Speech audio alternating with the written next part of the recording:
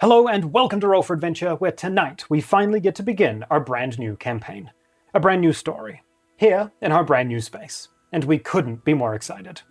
To those of you returning from our previous adventure, thank you so much for joining us again, and to those tuning in for the very first time, welcome. We're so glad that you're here, and we truly hope that you enjoy your time with us.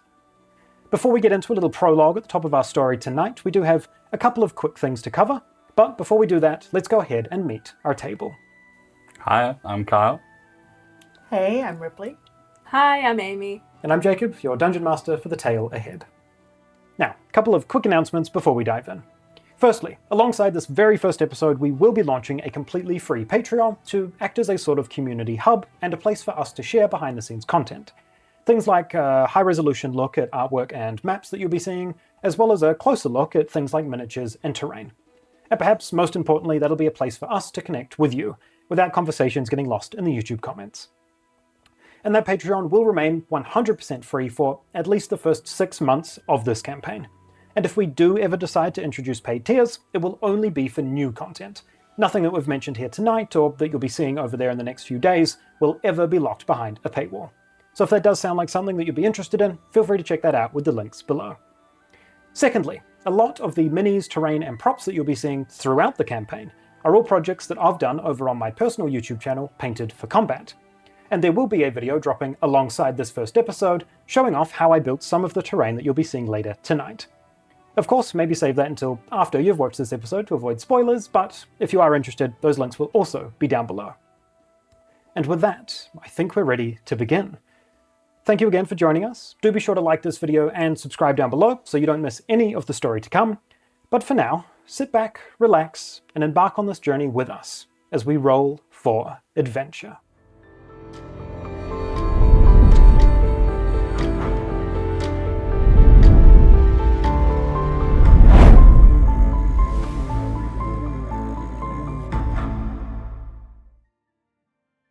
The great city of Drumar, esteemed capital of Roltaria, home to the ruling family of the King Exarch Dufour.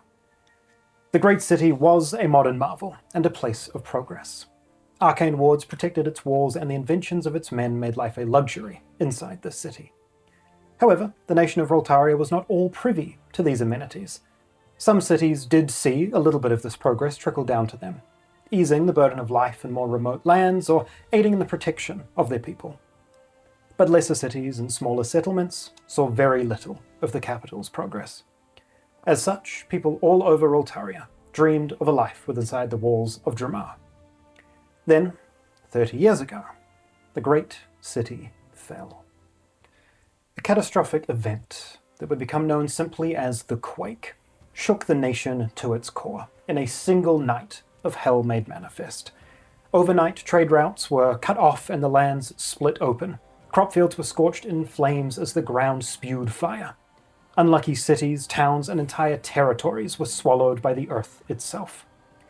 And among the destruction, even the great city of Drumar would not be left to stand. While the quake alone may have only threatened to damage the great city, on that decisive night, Drumar's progress would become its demise. When the quake hit, the arcane wards designed to repel sieges and storms misread the cataclysm as an attack. They flared unpredictably, striking at the city below. All the while, the marvels of its men, bridges, aqueducts, and towers, they all shattered under the strain. No one alive saw the full scope of the city's undoing. Drumar's collapse saw fires rage and clouds of rogue arcana fill the air with static. Dust and ash billowed from shattered streets and scorched spires, coating the city in a choking grey haze. The air burned, the streets were impassable, and the lingering ash poisoned its canals. The once great city's few survivors fled in terror, leaving Drumar empty, silent, and uninhabitable. The city was now nothing more than a husk, and with the deaths of the royal family, the nation of Roltaria was without rule. 30 years ago, the great city fell. Nowadays, Roltaria is a war zone. While many factions have come to rise and fall over the decades, very few have had any real chance to actually rule this nation, apart from those that have persisted since the quake. The three factions that rose from Drumar's collapse, the three factions whose war of embers will one day decide this land's ruler. To the east, the Watch, a stern militaristic faction born of those whose inventions, once allowed for luxury, now produce at mass terrifying weapons of war. To the north, the Majorum Conscription, a noble rule of intellect whose arcane wards once protected their people, now create highly elite magical combatants. And to the west, the Dawn Guard Templar, a religious sect who believe it is their divine duty to lead this land to new prosperity by any means necessary. The lands of Roltaria are scarred both by the arcane fallout that followed the quake and by the ongoing War of Embers. Many of its cities lay in ruin, overrun by nature or beast, and in the few places where populace gathers, it is lorded over, either by one of these factions or sometimes by people far worse. This is not going to begin as a story of legends or of heroes. This begins as a story of survivors. Welcome to the Ruins of Roltaria.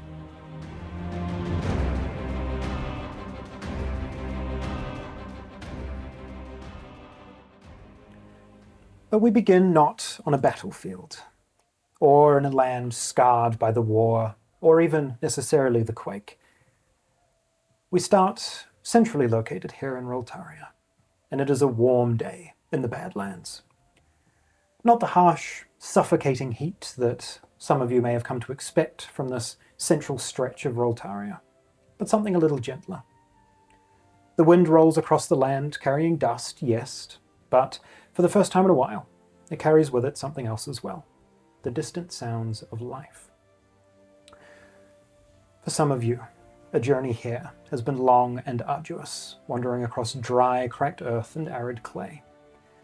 But now, for the first time in days, the ground beneath your feet begins to resemble something closer to a road. And ahead, signs of life begin to take shape on the horizon. Sturdy structures and movement between them, the vague outline of people going about their days. The outskirts of a town known as Lion's Mane. The Badlands, as they are so called, remain one of the few places in Roltaria, central though they may be, largely untouched by the War of Embers. This is not a land ruled by factions. Here, power belongs to gangs, to beast folk, to those that are strong enough to claim it. And as two of you draw closer to this town, those distant shapes begin to sharpen. Two traders shouting over coin, a child slipping through a crowd disappearing with something that likely wasn't theirs, a group of armed figures standing in the shade watching and waiting. Weapons are carried openly here. There is no attempt to hide them. This is life in the Badlands. If I may. With Lion's Mane proper still probably a good half an hour walk ahead of you, here on the outskirts of town, Kyle. The heat and the travel probably affecting you a little less than some others. Who do we see here, and how do we find them? What we see is Azrael. It is this grey tiefling, bluish kind of hue to him. He has his hair going down one side of his face, whitish grey. He has two sets of horns, one going back, one coming around. The only clothes notable on him is this ripped, maybe it was a coat. It's definitely now just a cloak now, ripped and torn, high collar, leather red cloak with some ripped jeans and belts across him, cuts and carvings on his skin. He looks tired, and most noticeably is this mask, just a leather patch covering half his face, with clips on the back. And what you thought would be probably the first thing someone would look at is not, because of everything else that's going on, but he is missing his right arm. It's not there, and he's just kind of got this tired, exhausted look, but it has nothing to do with his posture or how he walks. Walking down this stretch of road here. Seeing a few people eyeing you cautiously from a distance, but it doesn't seem like a frightened caution. It seems more like a Who are these newcomers that these people have never seen on the outskirts of their town? And trailing not far behind, Amy. Worn from weeks on the road, at this point probably with very little in the way of food or drink for the past couple of days. Who do we see and how do we find them here? Yep, so you see a Goliath, short for a Goliath, only 5'4". And she is well built, muscly. She wears like a long braid that goes down below her hip that is like a dark blue color and it fades into like a shimmering silver. In addition, the markings on her skin are also that same shimmery silver color.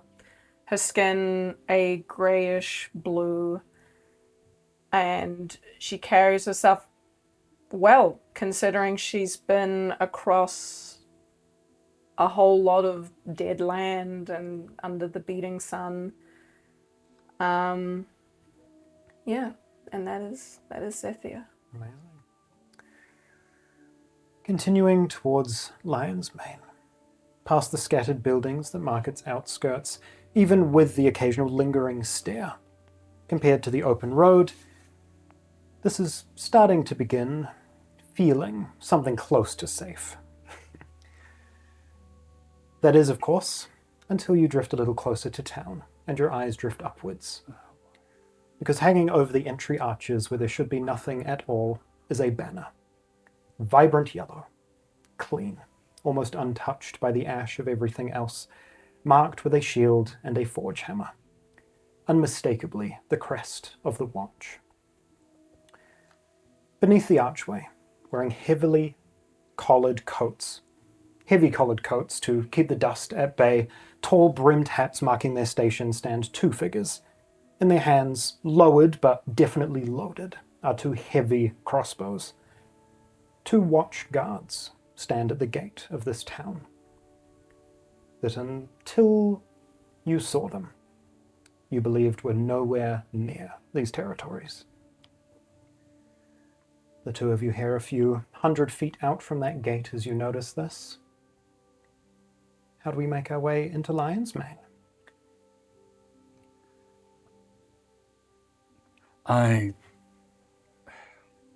I've heard about this crest, but I haven't dealt with them before. There's going to be an issue. I don't think so. It should be okay, but I don't know if your appearance is going to be very comforting. I'll keep it at bay for now.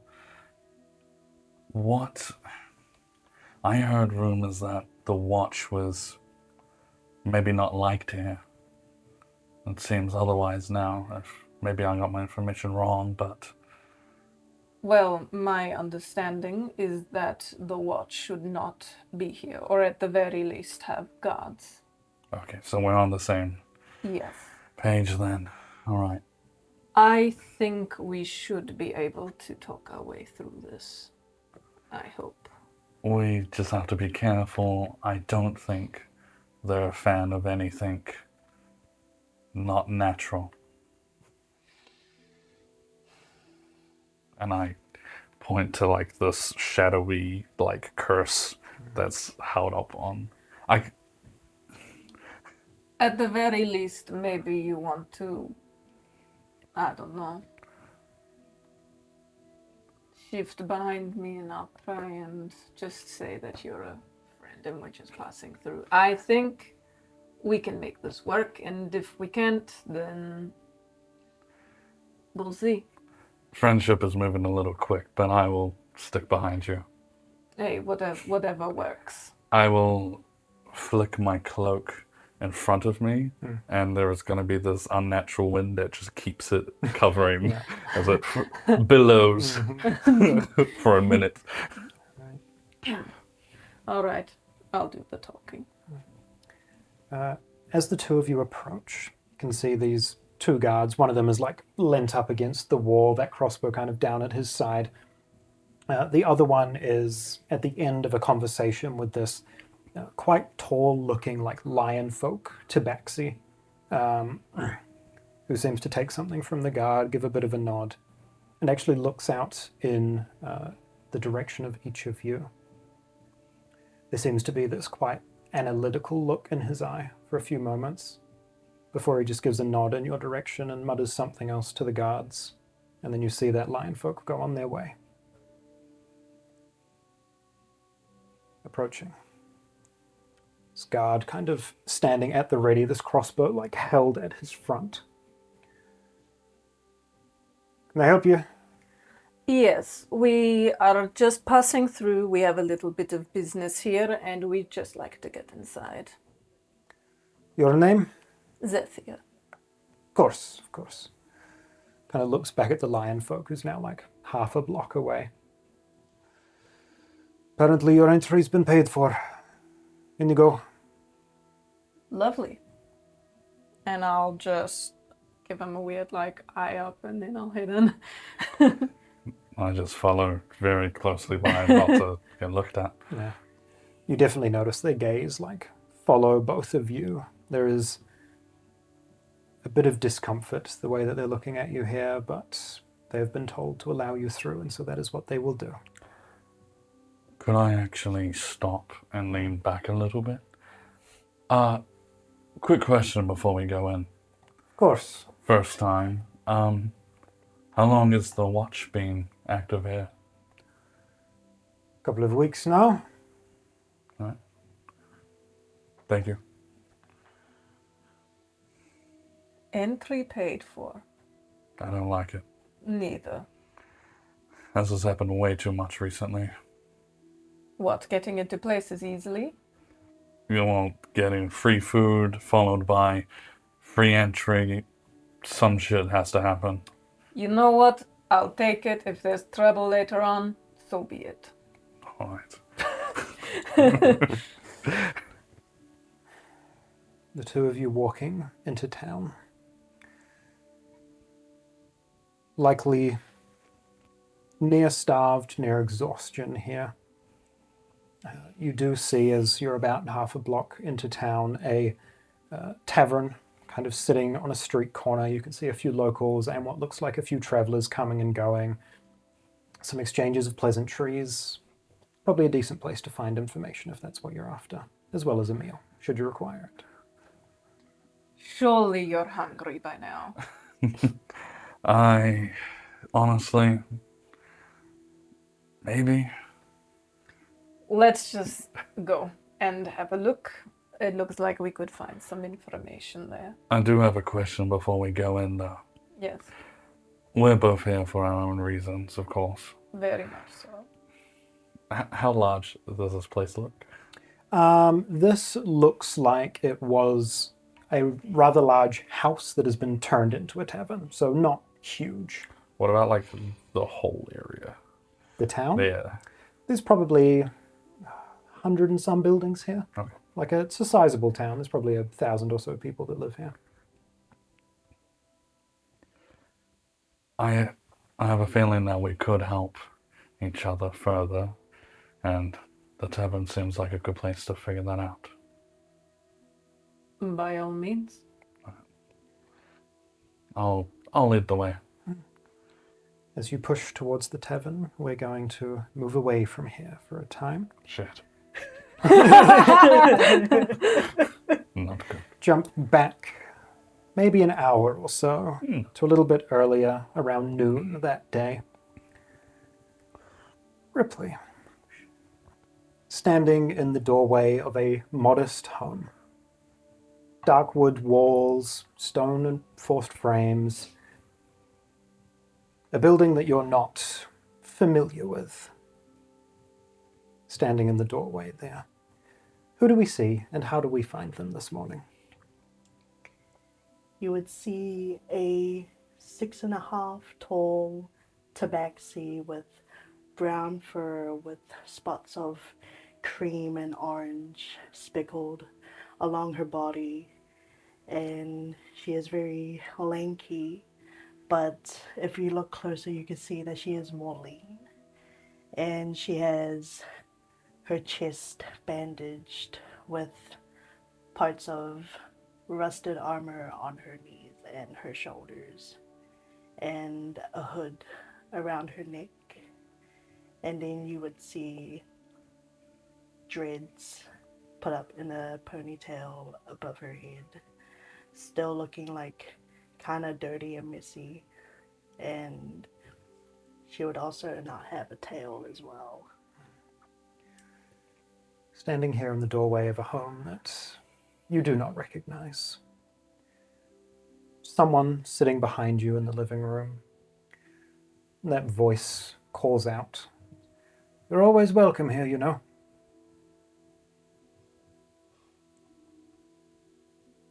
Don't ever talk to me again.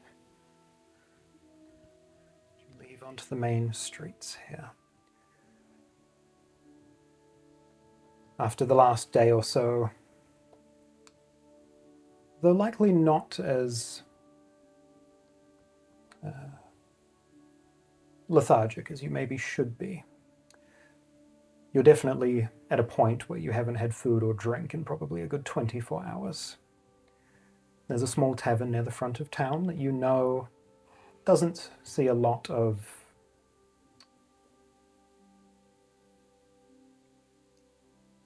some of this town. Private enough, small enough. I hobble over, still kind of limping from the remains of like pain, but also trying to not gauge any attention. Yeah. As you begin moving that direction, walking down a main street or keeping off to the side of one perhaps, various stalls here of merchants selling very wares that would have very few uses for most people here. Scraps of timber, shards of metal, the occasional trinket. There are a few food stalls here, but things are mostly root vegetables and grain, things that are easy to grow in these more remote places. A main street full of these stalls as you push down in the direction of this simpler tavern. As you're maybe halfway there, a couple of less fortunate individuals from this town here, probably people that don't have homes, kind of slinked back in an alleyway a little bit and just keeping a very sharp eye on you as you pass with this kind of subtle limp that they seem to have picked up on. I place my hand on the handle of my dagger in case they try to do anything. You kind of look away, glancing down as they potentially even recognize you here, and they kind of look away and slink into the shadows of that alleyway. You push in towards that tavern. What would Fang get for herself as she enters the tavern here, hungry, thirsty, tired? She would go up to the tavern keep. The grub, as usual. Absolutely. Jazap starts grabbing things, sets out drink and food for you. And we fast forward until you're partway through that meal as two strangers enter a tavern here. The Hollow Cask at the front of Lion's Mane. Small tavern that was definitely someone's house turned into a eating establishment. Maybe 3 or 4 tables and a bar for people to sit at here. A couple of locals going about their business, and standing behind the bar, this what looks like they're probably a half human, half dwarven lineage, like stockier build, but still standing at about 5'6". Proportions look a little different.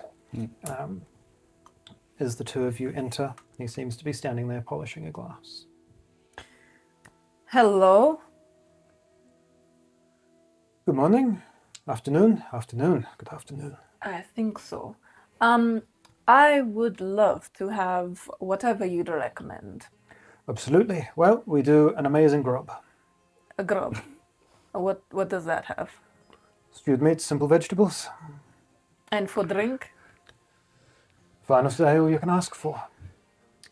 Give me your favorite. Absolutely. He grabs a plate and just scoops up out of a pot, just a bowl full of stew. Goes to one of 3 barrels that look like they're full of the same thing and pours out a drink. Sets them in front of you. Silver piece, if you would be so kind. Of course. And I hand him a silver. Yes. And for yourself. I look at this grub and I just kind of like, I'm all right, thank you. Gives you a bit of a puzzled look, but goes back to what he's doing. Do you have like just fresh bread, perhaps? Fresh, no. Bread, yes. I'll have a small piece, thank you. Of course. Comes over with a couple of slices of bread, sets them down for you. As you're sitting here, where would Fang be placed in the tavern? Probably like on the far edge of the bar. Sat on the edge of the bar, a few like small barrels and casks kind of partially hiding you from the view of the rest of the patrons, as 2 bizarre-looking strangers walk into this tavern.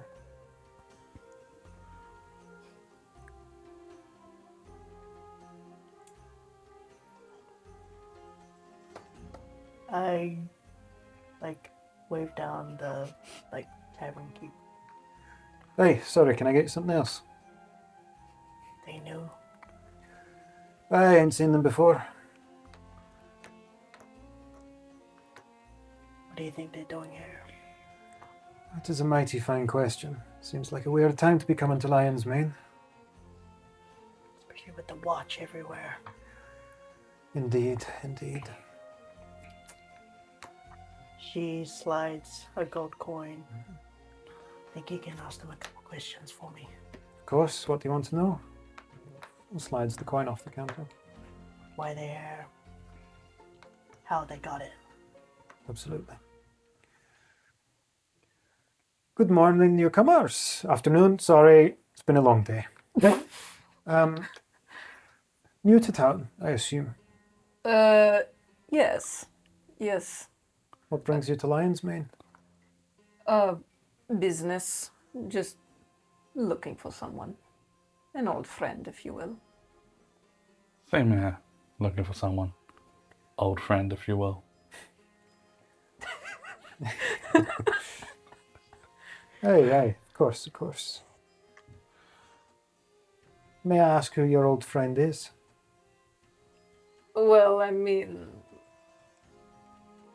Why, Your business is your own.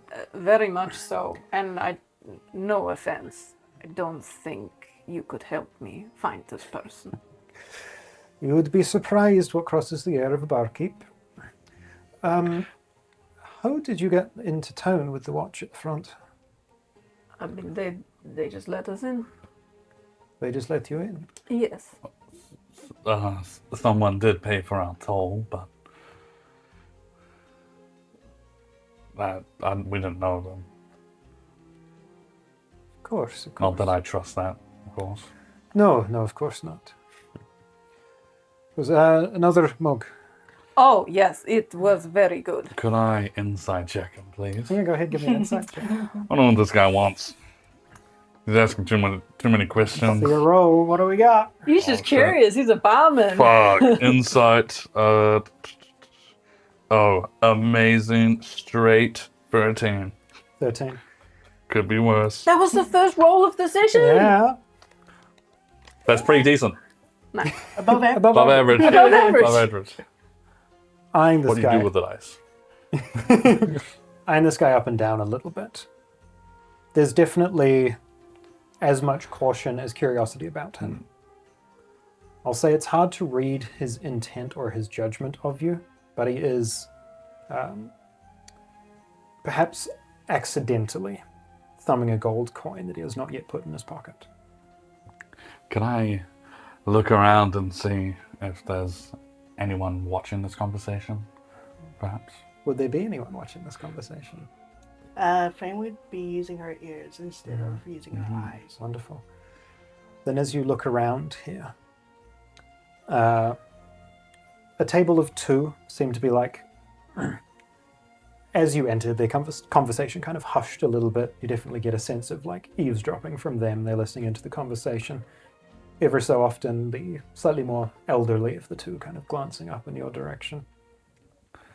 Ezreal is going to lean onto the bar table and put his hand over. Look, I'm going to ask a question, and just because you seem like you know so much based on what you're saying, so please answer honestly and don't make a fuss or move. And I'm going to flick my hand towards the bar, and a shadow blade is going to land and stick in it. God. Okay. And I'm going to cast Minor Illusion. Oh, that's my cantrip, yeah. Yeah. Into the bar before him. He kind of backs up half a step. He goes, look, I want no trouble now, traveller. Me either. I just want some information, and I don't really trust new places. I'm looking for someone, an old friend. So I've heard. Everyone knows this person. I don't know much about them, but everyone should know them. I'm looking for Sakir. You hear the like elderly man at the table behind you kind of scoff a little bit as you say that. The barkeep isn't everybody. He's not here. He's usually somewhere.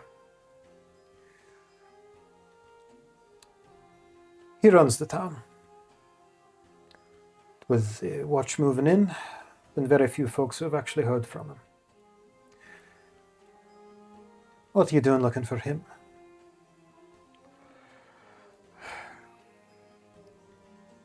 I heard that he had this place under control. I don't know if that's exactly true, as it seems difficult in the time we're in. Wanted to see how he did that.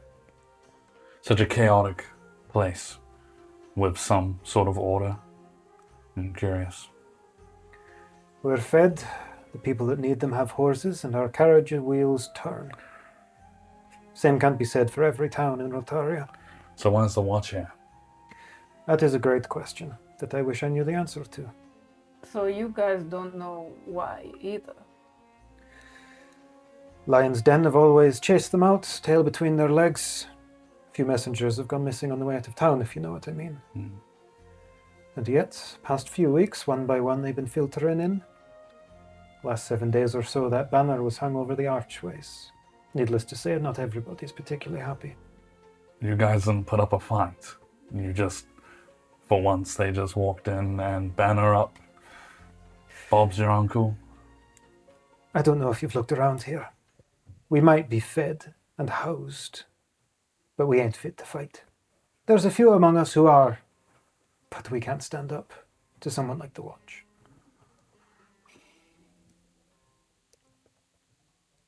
Thank you. The shadow dagger will just... He kind of like, alarmingly, like takes a bit of a look back. All right, so it seems you have quite a bit of knowledge then. Then maybe I will ask about my friend. Have you seen anyone with a strange mask on his face? Not like that. Fully covered. Black markings that form almost fake-looking eyebrows. Very spooky-looking. You do have quite the business, don't you? I do. Can't say I can help you, I'm afraid. It's very hard to miss someone like that, you're sure. I am most certainly sure. I was told that he was seen here. Maybe I need to ask someone else. Who else would you ask in this town? Taverns, inns, village folk. All right. Thank you for the feed. It was actually very good, considering it's just stew. Well, you don't have to be so kind. No, don't worry. It actually was good. What would Fang be doing Bread during was this good. interaction? do It we was. think? You're missing out. You had bread. The bread clanks. I think that like after hearing that name, her ears would like twitch Yeah. and she would somewhat lose her appetite and get up to leave. Absolutely. Standing up as they're finishing their conversation, as you go to leave, the other far corner, kind of by the door, older dwarven looking man kind of sitting there, kind of coughing and wheezing to himself a little bit. Sounds like he maybe worked in mines for the earlier part of his life, or just something with this like nasty sounding cough. What are you doing in this part of town?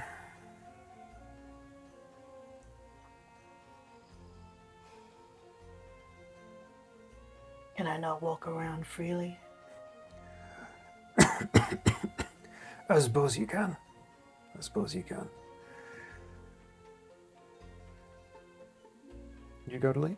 Mhm.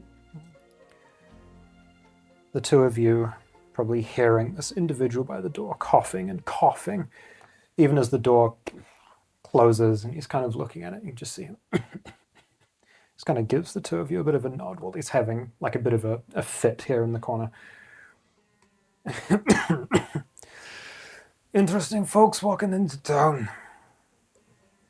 Yes. You need water? I'm. You see, for a moment, he kind of like. It looks like he's had this cough for a while, but something in him kind of just hits him the wrong way, and he kind of pauses himself for a moment there. Look, we're not going to help unless you ask. We'll move outside of the tavern here, Fang, stepping out of the door and closing it behind you. It's 3 p.m, but the sky is unsettlingly dim. It should be bright and warm like it was an hour ago, but it is like the early hours of dusk. Your eyes begin to sting a little bit as you look up, and smoke is just filling the sky, washing in from the north. Smoke has billowed in here on occasion over the last few months, but this is thick, and this stings your eyes, and this hurts. The sky is choked out, the afternoon sun not really able to pierce through. You hear that man on the other side of the door coughing and coughing. You look down the street and there's a woman, human, maybe in her 30s, that is like leant up against a wall, and you can see is like struggling to breathe here as the smoke is rolling through town.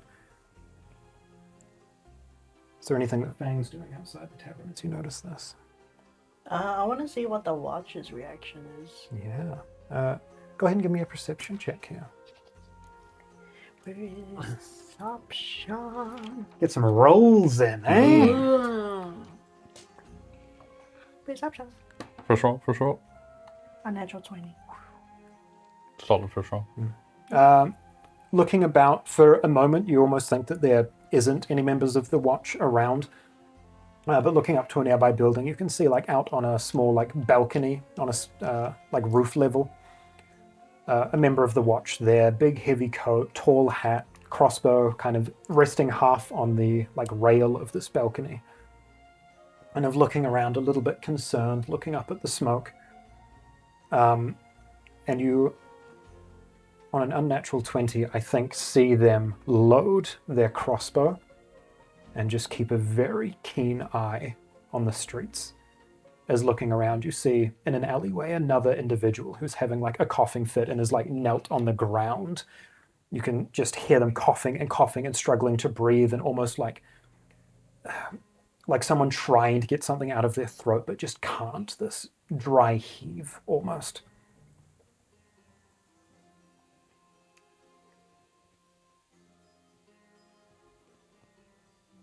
I'm gonna start walking towards the person who's coughing, Yeah. while also keeping an eye on the guard who's looking at them to see if they change target or is getting more close to shooting someone. Absolutely.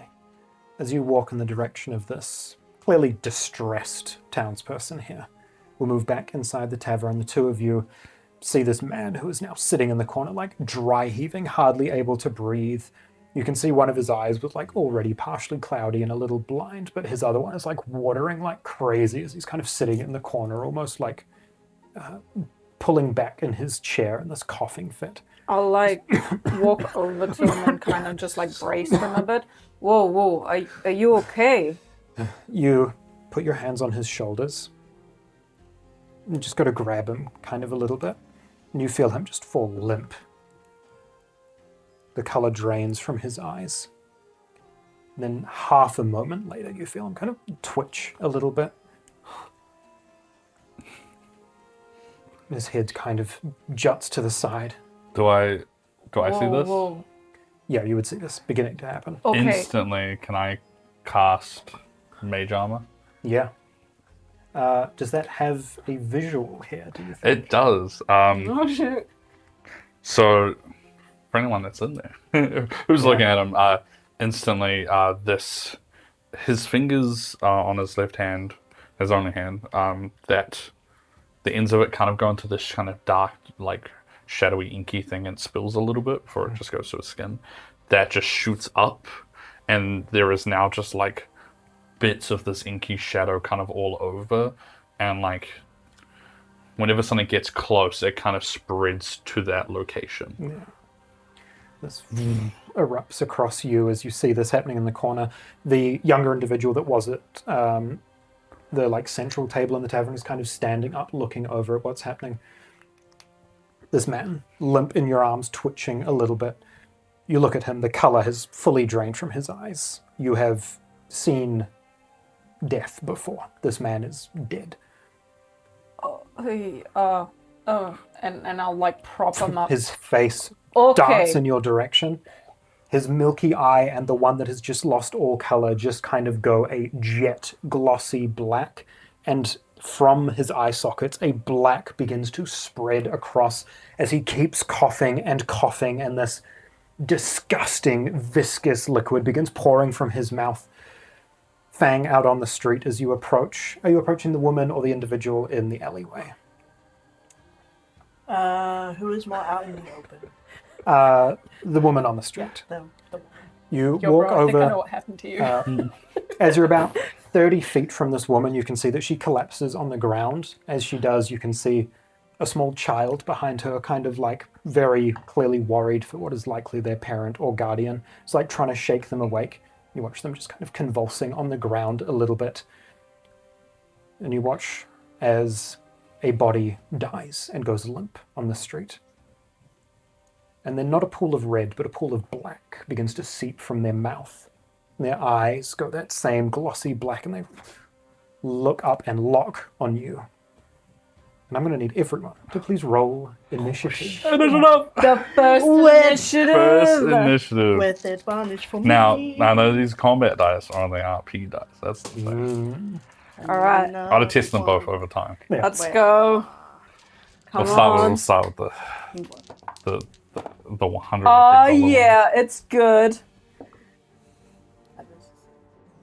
Bum, bum, bum, bum, the first bit of terrain. Oh shit! But Oh, she got stuck on the curtain. oh fuck! It's so big. Oh It Jesus! is like- Way But bigger she than I said- thought it was gonna Jump be. dice tray. Oh He's got it first shit. try. First try. Yikes! Oh. Oh, like, What? Oh, there's a bit of hair there. Probably mine. Actually, yeah, it's Oh, long yours. enough to be mine. How does that even happen? And while I set up some minis here, you guys can have a look at yours. Oh shit! Oh man, look at the tavern. It's got like a whole interior. oh, Look at that interior. fuck yeah. Oh hell yeah! Oh, Hell to the yeah. oh my god. So vibrant. Excellent. Everyone's got like a color standout. Yeah, mine's like blue stuff going. Dude, you did such a good job on her sword. These minis This is came like out really good. exactly what it looks like. Got a little Like to a T. Like, they just look really nice, printed-wise, too. Like, they feel Yeah, like Yeah. like figures. printed, they look great. Paint job is fantastic. Oh, you What's really everyone's cooked base? with We this all one. on grass? Yes. Yeah, on and I got grass like 2 and a flowers bit of on a mine. rock. Do you have Oh, flowers? cute. Nah, I got Oh, purple. yeah, I want to look at. Oh, no, swap. Damn. So red. She looked ready to This is fuck it. someone This else. is the Oh, dude. yeah, you know she's gonna. Damn. She's doing that vendetta move of shielding with her sword. She really is. This is Yeah, the yeah, dude. stop. Oh, shoot! Oh, sword's massive. Love it. Look at her wield that with one hand. Of course. She can. She can, but she won't. Because it does extra damage when I have it in 2 hands. Oh, it's got the little silver in the hair, too. Yeah. Great. It like it's her markings and they like bleed into her hair. Damn, this man got oral already. He's got that asphyxiation bod. I will actually ask here before I put minis up in high res. Seeing this man in the corner of this room, his flesh from his face all over his body turns black. You watch as one of his arms kind of convulses, squirms. You hear the elbow break, and it splits in two as a growth splits out the side. Is there anything we notice visually about Azrael in this moment, seeing chaos unfold? Oh shoot. Yes, watching this man's, was it his arm? Just like, Yes, snap in two, split in half. as if to, not even to copy him, I'm the OG. Yeah. Out of nowhere, this shadowy, red glowing magic, like, power just bursts through where his arm might have been. Just starts whipping and lashing around until it forms into this arm that's kind of floating there, shadowy. And it's just this instant, like, dread feeling enters the room, if not already there, but there's this wave of, like, death. Yeah. That erupts to the side. Go ahead and place your minis. This is insane, by the way. Yeah, this took a while. This is insane. Yeah, an upstairs followed by an interior. Yeah. Subscribe. It's so cool. Like, oh, dude, can I pick him up? Oh, Afterwards. Okay. We'll get through. you're holding on to a zombie. I was holding on to him. I'm probably right next to him, like here. I'm like, I'm probably unlikely to start vibing. Can I ask what everyone's initiatives were? Oh shoot. 19. Do I have a plus? I do. Let's go. I do for once. How about that? 18, nice. 17. Though we're solid right now. Hold Damn. up. Wait, hold up. 19, 18, 17. You guys Let's are at go. You guys are at the top. Hell yeah. I had a plus one. They all get to act in a row. Not as much as last campaign. I But literally can't get over this. This is gold. Okay, so Yeah. they have. They're in order. Fuck. damn. This is one little fly that's been. Oh shit, magnetic lads. This is just for us. Oh, that's sick. You guys can't see it, but like there's a whole ass Initiative. Line up. initiative with our character art on it. If it's That got- slide up from the back. Very cool. Very, very cool. We have Actually, this is really nice. commandant. We have. Oh, shit, and it continues on the other side? Oh, Yeah. there he is. Oh, he's flying away. Dang it. That wasn't even Nice. close. No. Oh shit. Standing there in that tavern, standing there on the street, the flesh of these people that have just gotten the last bit too much smoke have fallen over. Their bodies have twisted, corrupted, this slick, glossy, black, almost like blue-tinted skin rippling across their body. And you just see, looking in their eyes, approaching, this immediate sense of bloodlust and hunger as they go completely mad. As you are holding this individual here in the tavern, you are the first to act. Great. And there isn't even a shred that this seems pretty final. I'll give you a free insight check here. Or medicine. Your pick. All right, I'll go medicine. Is he grappled? Wait, what did you say? Medicine or Medicine or insight. inside? Better pull out my cards. I'll go medicine. Yeah. Ooh. 18. 18. Like I mentioned before, you've seen death. This man was dead. And the eyes that are looking at you now are not the eyes of a man. This is a creature before you. All right. I am going to bonus action rage. And Yeah. as she does this, she'll kind of like shove him away from her. Yeah. And as she rages, her hair seems to unravel and it just becomes like loose strands come off of her braids, and her markings, they flare up, and wisps of like cloud almost coming off of the now glowing markings as she steadies herself and pulls out the biggest greatsword you've ever seen. It's almost the same size as her. And pulls it back and jabs into this now mortifying creature in front of her. Absolutely. The sword comes off of your back. The two townsfolk in the tavern kind of push back as far as they can against the chairs, terrified. Go ahead. Let's see the first attack roll. Oh shoot, first attack! Crit.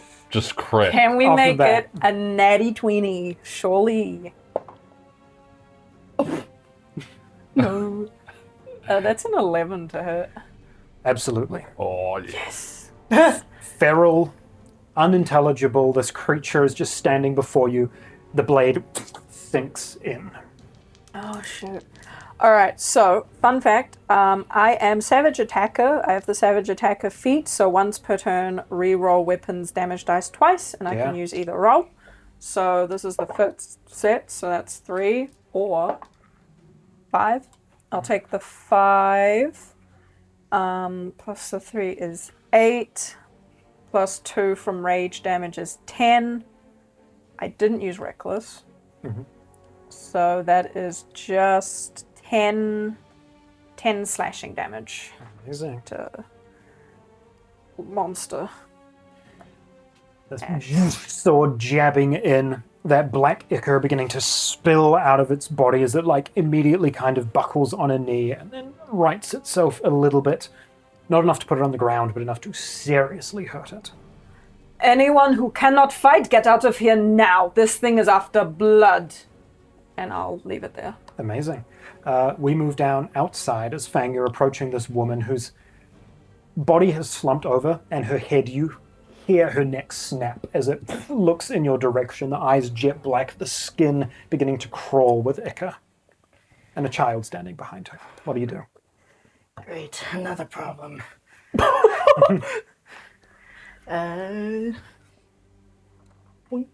Not there, but I feel that. She is going to grab the child by the shirt Yeah. and just throw them as far as they could.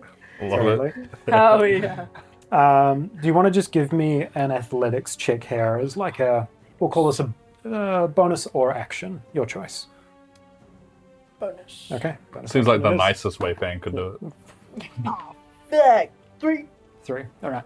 We'll say that you at Shit. least get a square back and are close enough that this thing does not reach back for an attack of opportunity. What else from Fang?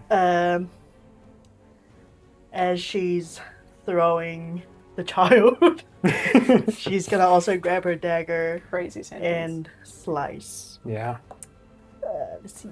With Let's her see. dagger. Slice and dice. Slicey dice. That is a 25 to hit. That will absolutely hit. See, D4 plus 2 Jesus. D6 plus 3 plus 5. Crazy. Does have a 20 index. Oh, shoot. Yeah, see, I haven't maxed my strength yet. Ah, Whoop. that's a 2. He's gone. You can no longer use that dice for the second. 2, Lost to the ether. 3, 6, 9, 14 piercing damage. Amazing. As you toss that child out of the way and bring the dagger up and across, a huge gash sliced across, you can see that Wayward Fang have landed that blow. Probably after hearing the neck crack, try and make it like seeing it as like a possible weak point. Yeah. Slicing across the neck, the sheer force of your blade pushing through, you feel it cut. The head the bone is already detached, and you feel it kind of loose a little bit to where it is hanging on by maybe 30%. Like split open, viscera visible, and has still got its eyes focused on you. Anything else from Fang? Because I am dual wielding, Yeah. it's free action to attack Yes. just no dex, right? Yep.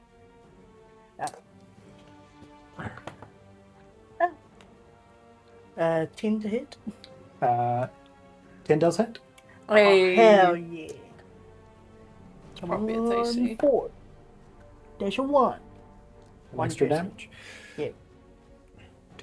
Seeing that last little bit of neck hanging on, bringing the second blade around, and you hear this snap as it just, the head rolls across the pavement, and the entire body just collapses. The black ichor that had covered the skin slightly receding and just leaving withered grey flesh. It is gone. Is that everything from Fang? She'll, after that happening, she'll stand up straight and look towards the kid. You best run away. Yeah. Try and find the den. He kind of like looks around and on his turn will run as fast as he can, as far as he can. And we'll move down to Asriel. Seeing that this person is now this creature, this undead abomination. I think there's a bit of confusion, a bit of anger in Asriel's eyes. He doesn't feel too dislike whatever he's looking at right now.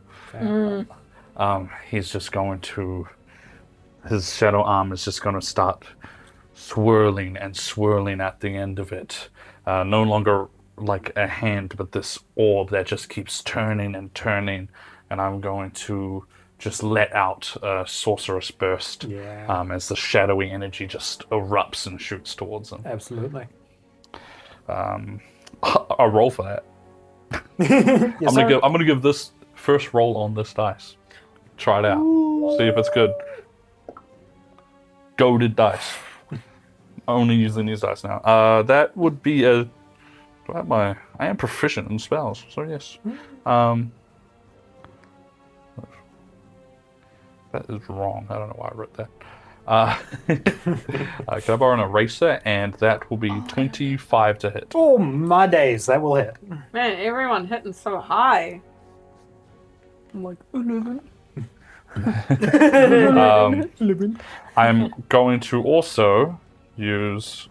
I'll just check if I can do this afterwards. No.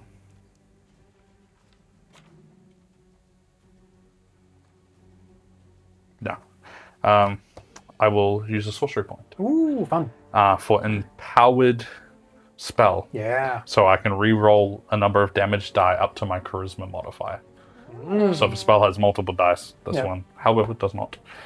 Okay. All right. That would be a D8. I'm going to do fire. So it's this burning shadow. Totally.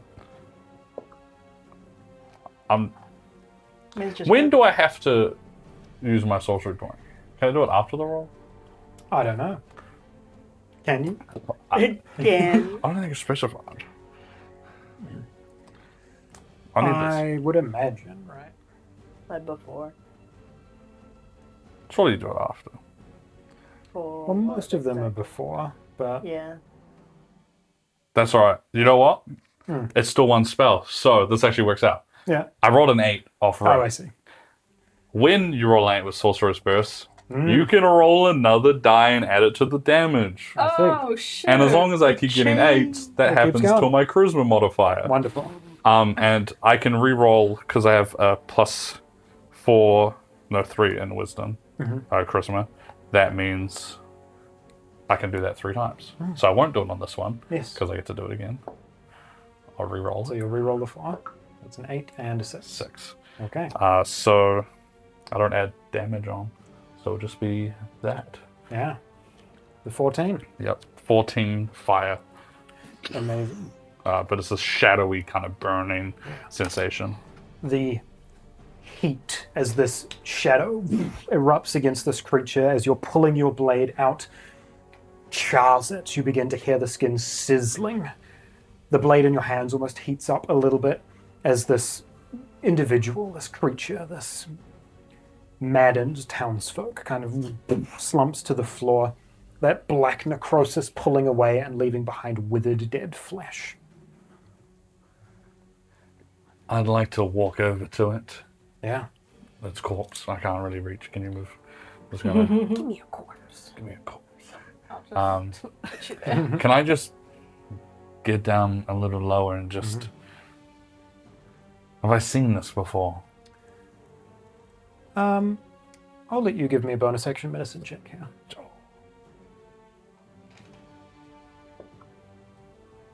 Medicine. 12. 12. This is a phenomenon that you have not experienced. The man lying before you has been drained of any essence of life. You can see the skin is sunken and grey as that black recedes. Whatever this is, it happened rapidly and it looked like it hurt. Okay. That will be me. Okay. We move down to the maddened townsfolk's turn. Fang, standing out on the street here, you begin to hear sounds of coughing begin to stop and blink out around town. Immediately, you can begin to hear, off in the distance, someone yelling, "Release the bolts!" And a volley of crossbows is shot. You begin to hear scuffles all across town breaking out, and you see several more individuals begin clambering in the direction of the tavern here. Oh shoot!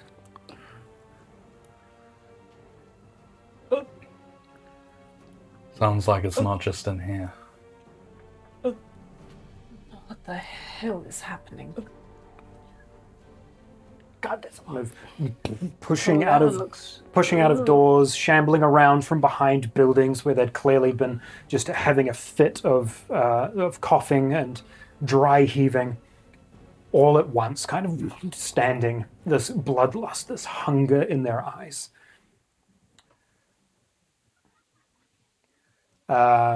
Amazing.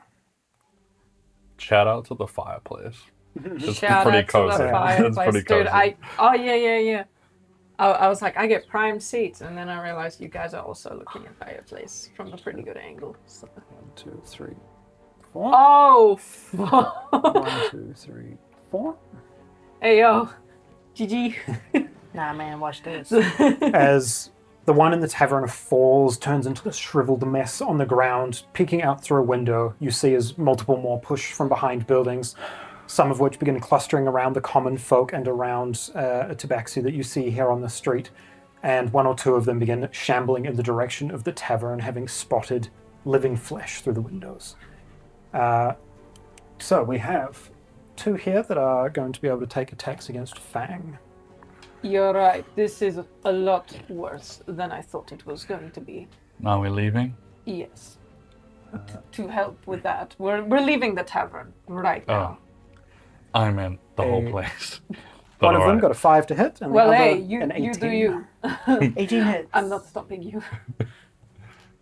Just fucking leaves. You take 6 bludgeoning damage as you seen feel enough. this thing walk up, a meaty arm claps you in the upper shoulder blades, and a gnashing set of teeth reach out to try and take a bite from you as you sort of pull away. Taking a look kind of in front of you here, this common folk who is also face to face with one of these creatures. That one is going to take a swing at him. Damage it? 6. Again, this like meaty hand that has been covered in this black ichor reaches around and tries to slam into this individual who narrowly kind of stumbles his way out of the way. Frightened terror, looks like he's not likely able to move of his own volition at the moment. Actually, this one here is going to use its action to dash because it's not going to do anything else. Moving up towards a door. We're going to move down to the watch up here, looking down at the street. Do something. Miss, you need to run, as a crossbow launches over the balcony and fires at the Maddens that is directly behind you that got the hit on you. Just barely hits, I don't know how to feel about the watch, right? and minimum damage. Zethia's like, meh. The watch, what else is new? As you begin to see more of these creatures closing in on the tavern, see people, townsfolk, some people that look like they can handle themselves, but some that definitely cannot outside. The commoners in the tavern begin freaking out. The old man and the younger individual that were there with him kind of push themselves up against a back wall over here. The actual bartend,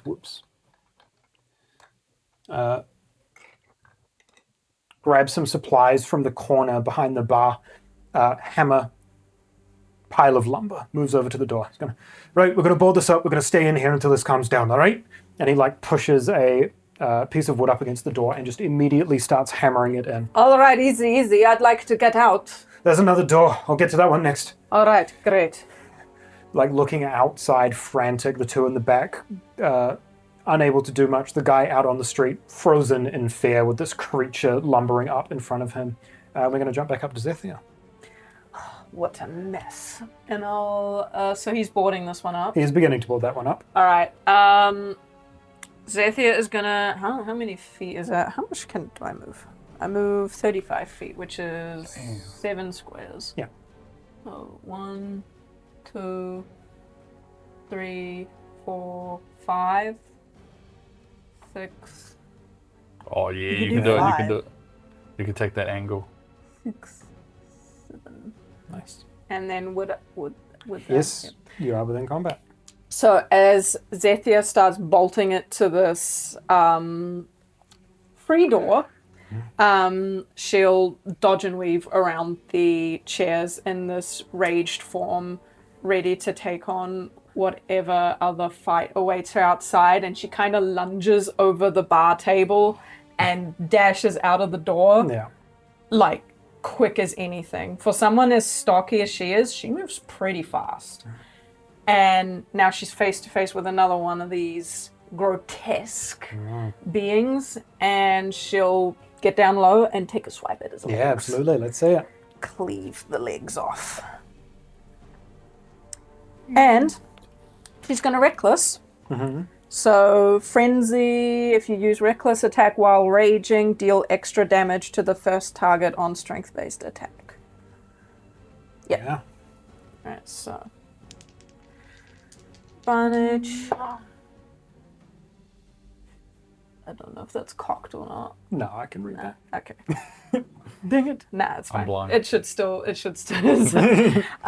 to hit. That will hit. Alright.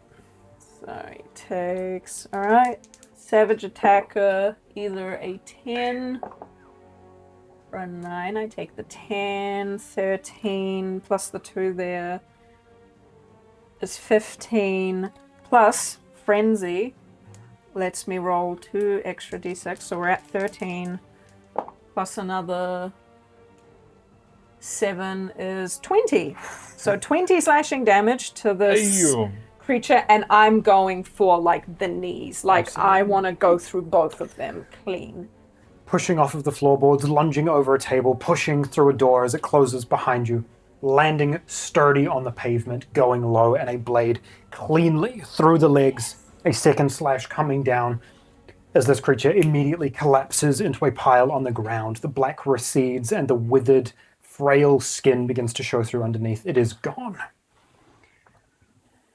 All right, and she just frantically like snaps and just looks for her next target. Absolutely. And she will end it there. The flickering light reflecting off your sword right now is sick. Yeah.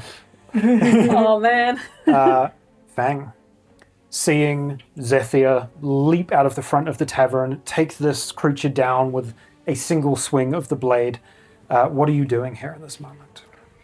Seeing that the watch guard is shooting at the ones behind me, she's going to bonus action disengage. Yeah, 1, 2, 3, 4. totally. Bonus action disengage. What a wonderful feature. Boing, boing. I will play a rogue again one day.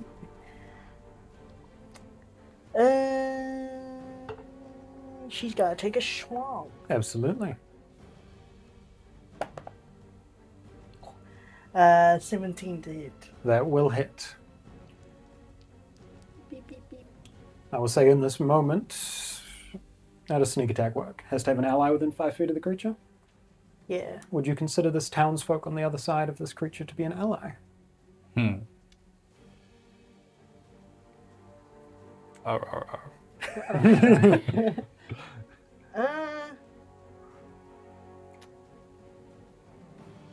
No, not at the Okay. moment. That is a 8 piercing. Amazing. I feel like sneak attack's wording being like you have to have an ally is made so that rogues have to have friends. Yeah. Yeah. Can't be a lone wolf forever if you want that sneak attack. Gotta make friends. And I can Use the power of friendship. freely nick, right? Yeah, absolutely. Ooh. Damage. Took damage. Boink. We love The that. Oh, wait, I saves the got swing to run. hit. Yeah. Wee! 18 to hit. They will hit. That is a 7. 7. Another little flick of the blade coming up. Oh. I was trying to put reckless on it. 7 more damage. Yep. Blade through the back, second one stabbing in, and this creature falls with your blade as you push it to the ground. The life draining from it as it hits the pavement. Anything else from Faye? After that last stab, she'll look over at the watch guard to see if he's like calling for any backup or making any moves besides attacking them. Give me a quick perception check here, just for free. Daddy's a 19. 19. From his vantage point higher up, looking up at him, you can see he looks like as he's reloading the crossbow, like he goes to call out for help, and you just see fear in his eyes as from his vantage point he can see a lot more of the town and realizes that there's likely very few people that are not disposed at the moment that can help.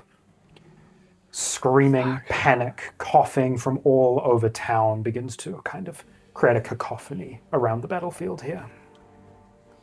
But he reloads that crossbow and is going to try and fend them off the best he can. And we'll move down to Asriel. I'm gonna make my way. You were further than me. It took you 1 extra square, so I'll probably end up here. And I have 35 feet, so I don't know how Yeah, much I'll be you have. like 1, 2, 3, 4. I'll go here. Fair enough. Closer. I'll come up behind you. Look, I said this before. I don't know much about where we are, and I barely know how to use this as it's like moving and shifting and it's trying to keep it in spot. We may not be friends, but we need each other. And he just shoots a sorcerer's burst at this one. Yeah, absolutely. I think I've got that range. Yeah. What is the range? 120 feet. Absolutely. It's good to have you on my side. I don't like that. Take it back. Rolled a hit. Man, I'm really liking this black die, but I spent $130 on these. No, don't expose yourself. I gotta use the expensive one. I gotta make it worthwhile. It's gonna roll in that one. No, that's not bad. That's 18. 18, that will hit. Roll me another 8. Let's see it. Half of that. 4. 2. I'm gonna change the damage type though, just in case. Yeah, Let's try lightning. lightning. This inky black stretching across the main street here, erupting across this creature, the static disappearing into its body. It recoils. 4 damage goes through. Inky black eyes kind of snap up in your direction. Shooting that and then like realizing what everyone looks like, and as my inky arm waves around, I'm gonna look up at the watch. Yeah. He's one of them. I know. I'm like just seeing if he's noticed me yet. I will say he's definitely noticed you. If you would like to use your bonus action for an insight check, you're more than welcome to. Does it sound like there's more coming? If you would like to use your bonus action for a perception check, you are more than welcome to. I'll do that. I'll do that. What would it be? That is going to be perception. Where are you? Where are you? Where are you? 10. 10. 10. There is noise all around you. It is hard to tell what direction it is coming from or what direction it is moving in. Anything else from Azrael? Just got in there looking around. We move again to the maddened. This one is going to dash. Bring it on. I am so ready for the We're gonna next come back one. here. One of them's going to move up to Fang. Like these things are one's quick. Oh Move yes, up here keep as well. them coming. Sprinting in that direction. Ever since dying and reanimating, they have been deathly quiet. Now you can just begin to hear this gurgle in their throat, this deep need for sustenance, this hunger that is just roiling inside them as they shamble and sprint in your direction. The one that managed to get within melee of Fang is going to take an attack. That is a 11 to hit. Miss. And the one that got into range with Azrael is going to make an attack. 7 to hit. And he dashed? Damn. 7 hit, miss. Oh, sorry, he did dash. He missed anyway. That is them. Oh, damn, he's got superpowers. The watch up here kind of scanning around the balcony as these Madden sprint off throughout the rest of the town. Finishes loading his next bolt up. Sees you standing at the other end of the street. Shadow arm whipping around. The crossbow just moves in your direction. Demon folk, you dare bring these creatures with you? What a racist bitch. Oh, I expect nothing less. Do it. And he will fire at the one next to you. And whiff tremendously. Damn. So it digs into the dirt of the road here in town. The do it, throw him off. And Maybe I loads don't the want next him. bolt.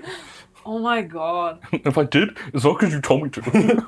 As he pulls another bolt out and goes to load it, from your distance, having watched, keeping an eye on him as he says that, you watch him glance to the side and his expression just drops. Uh-oh.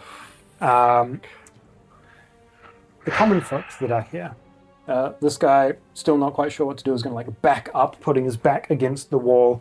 The ones in the tavern are going to continue doing what they're doing. You hear the kid running off down the street some direction, and actually, Only to get eaten on by another one that's further down. You hear someone screaming as they run. You see them coming in down this street here, and they end up here just yelling at the top of their lungs, like panting under their breath. There's more up here. That is all that he's going to do. We're going to move back up to Zephyr. All right. We'll blame. Oh shit. Well, blam. My reckless circle.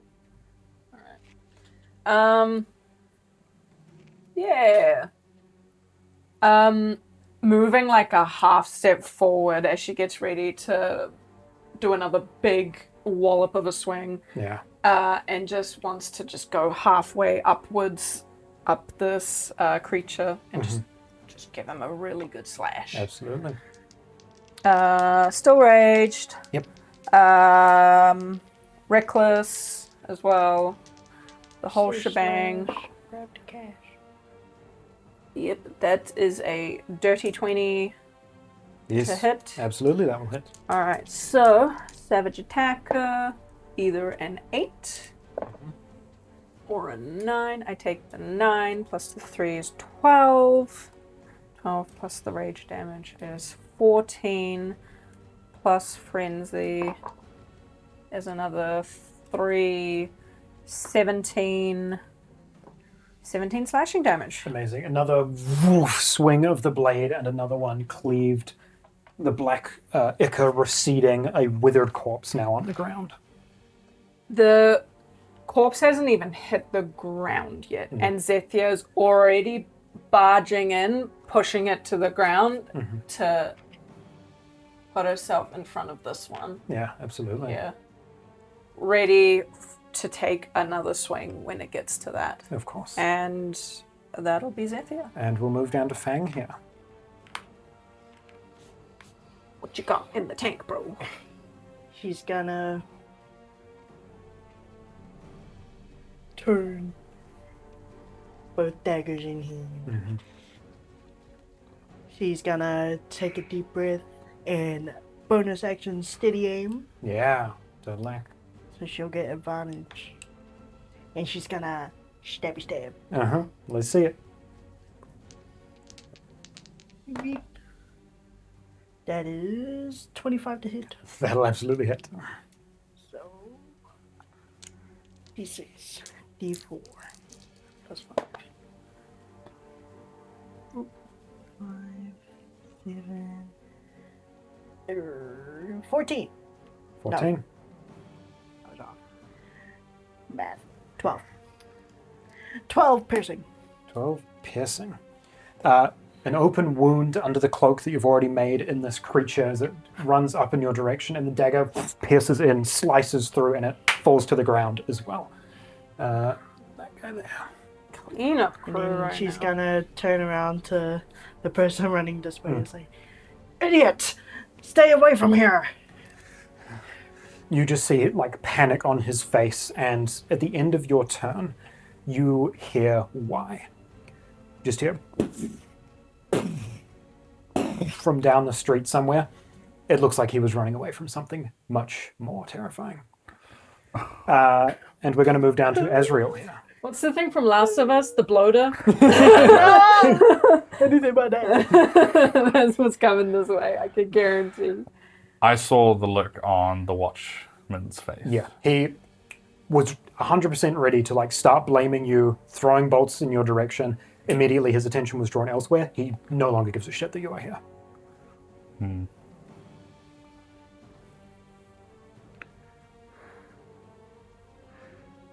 Azrael's gonna look around and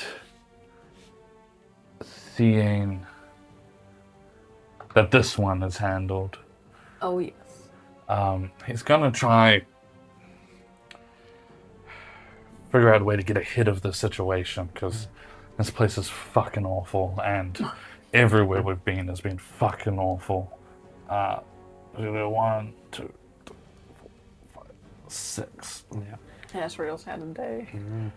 As he's takes that last step off the pavement onto the dirt, you're going to just see him put his hand, the shadowy arm, onto the ground, and this inky like water just and spreads out for a bit underneath him. And he just starts sinking into it until he's gone. Amazing. And I'm going to shadow step and just appear behind this guy. There. Oh, yeah, great idea. Push him. Just behind him, just raising up. And I'm just going to look past him. We're like, what did you see? Shadow Step is an action or a bonus action? Bonus action. Would you like to use your action here for a perception check? He will, I will say in this moment, probably give you the benefit of like the help action, so you'll have it. Yeah, I want to use my action to do something else. Okay. I'm going to be honest. I think he's in my way. My shadow arm is going to grab his shoulder, and I'm just going to push him behind me, and I want to get in front to get the better view. Sure. We'll just do it. Go ahead and give me a We'll just do athletics check. That's not good. Normally it would require an action, but we're going to just have I got some an fun action. with it. Yeah, okay. Oh, you're using this as your action? Yeah. Then totally. What is grapple now? It's a fucking... No, we'll call this a shove. So this will just be a melee attack roll. Sick.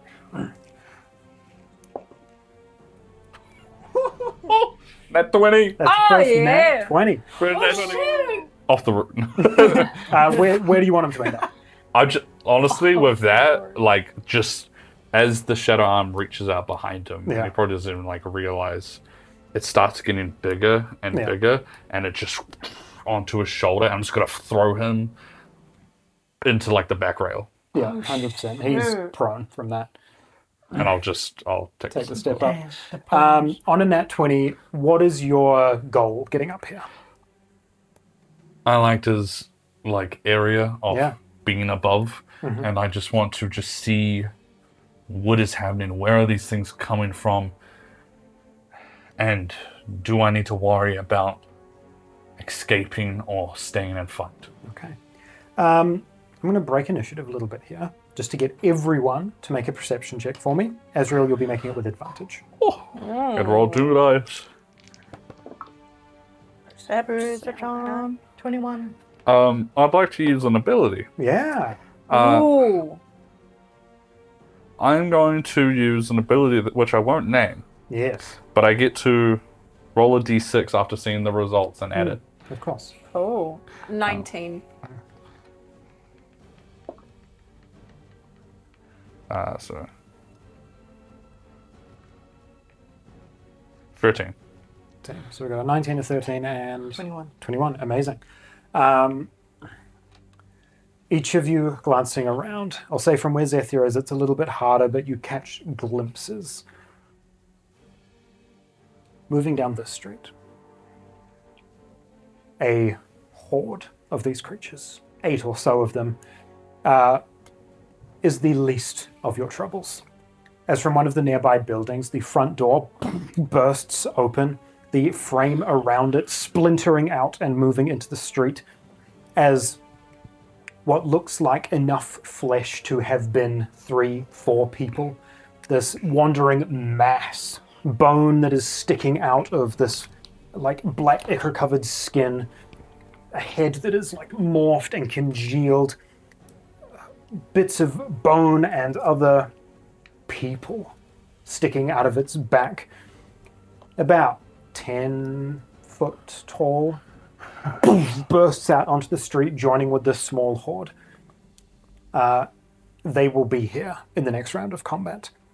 Fang, with a 21, looking down past them that street, 350 feet away, on another main road, you can see a carriage, 2 horses towing it, the symbol of a lion's head in profile on the side of it, rocketing out of town.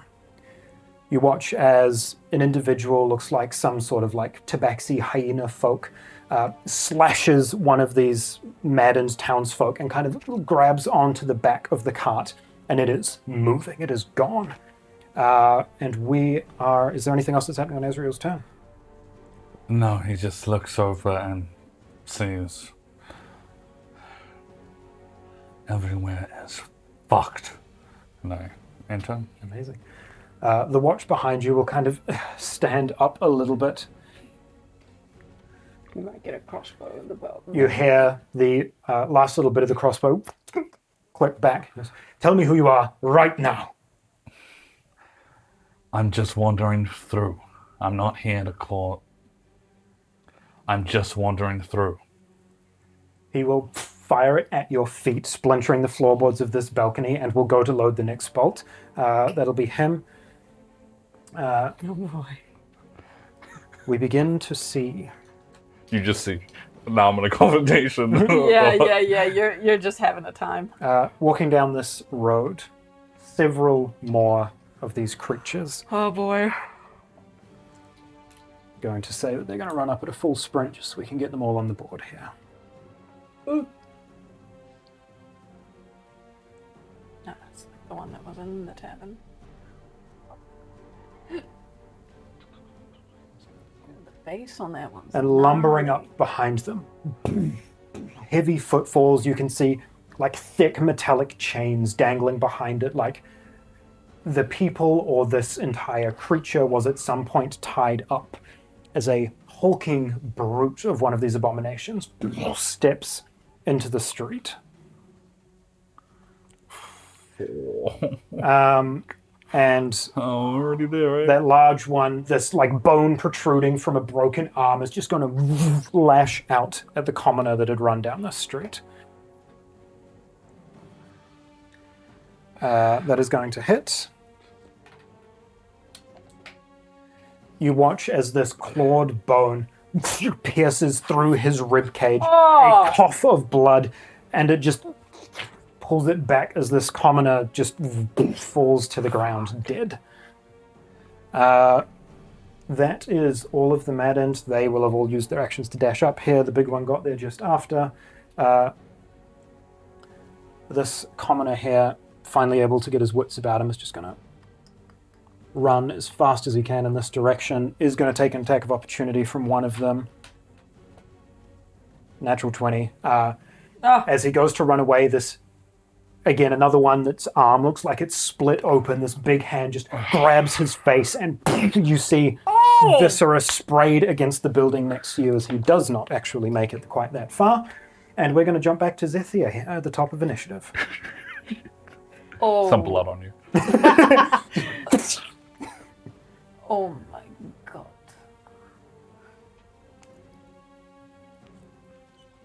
Just stunned at the absolute abomination that has made its way down, and she kind of didn't think it was gonna be this bad. Yeah. I don't think anyone here thought it was going to be this bad. No. But she's in it now, Yeah. and she's still feeling great. Despite all of this, she is happy to keep hacking away at these, and she will do just that with the one that's just in front of her. Absolutely. So she will do another reckless attack. Bingus here. 19 to hit. 19 will hit. Savage attacker, either a 3 or a 9. I take the 9 plus the 3 there. Is 12 plus the 2 there's 14 plus frenzy is 11. Yes. 25 Holy slashing damage. Another one cleaved and fallen to the ground, the black receding, the withered skin revealing itself as it just kind of twitches and rots in front of you. I kind of look up at Azrael and give him like a look of, I'm gonna keep fighting. And she's gonna 1, 2, 3. He gives a chuckle of, 4, I didn't 5, doubt for a second. 7. Putting herself into a more advantageous spot here, rather than smack bam in the middle of the street where this big burly mass is wandering through, and just faces off As you against the next. move across the street here, a line of bodies across the main road of other creatures that have been felled. A few of them have bolts sticking out of them, but those weren't the killing blows. You can see deep knife gashes. And looking at the other individual out here that has been helping in the efforts is your first time on this day seeing a lean tabaxi here on the streets of Lion's Mane. And we're going to move down to Fang. Seeing that carriage driving away, she will bonus action disengage. Yeah.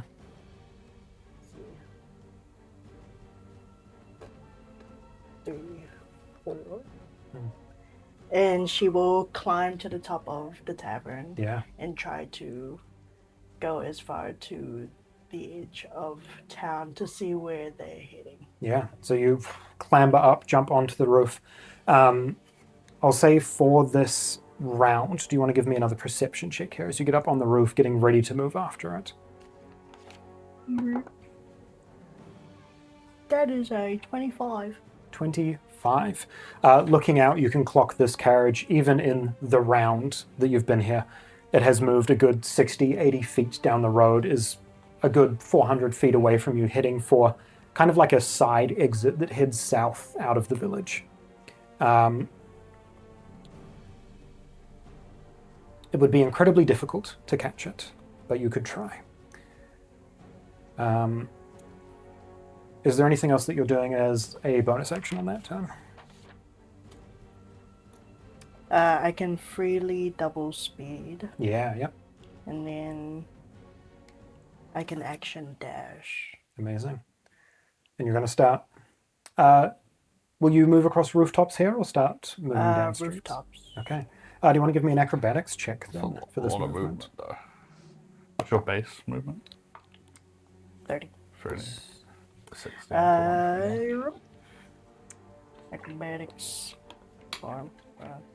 21. 21. Pushing off of a rooftop onto the next, scraping against roof tile, moving from building to building, getting a good chunk of distance and seeing this carriage like shifting away from town. An 80-foot move speed. Every round this carriage is shifting. You're able to make a bit of distance in that sprint. You can see that this is a large carriage. This likely has 5 or 6 people in it, maybe even a few more than that. 2 horses at its front, which is something that is very rare to have a horse. 2 horses that can handle carriages, that is ripping it out of town up there on the rooftop. And we'll move down to Ezreal. Just curious. Yeah. Seeing this feline move across the battlefield and away, obviously looking for something. Yeah. Do I get a glimpse at what it is, maybe? Like just a looking at the direction? Give me a quick perception check. It's like a Jolza. That's going to be 19. 19. Seeing as this tabaxi jumps up on the roof, looking out, following their gaze, you do see a carriage, though you can't make out too many details, halfway across town that is moving out of the township. Azrael is going to sit there and he's just going to look around.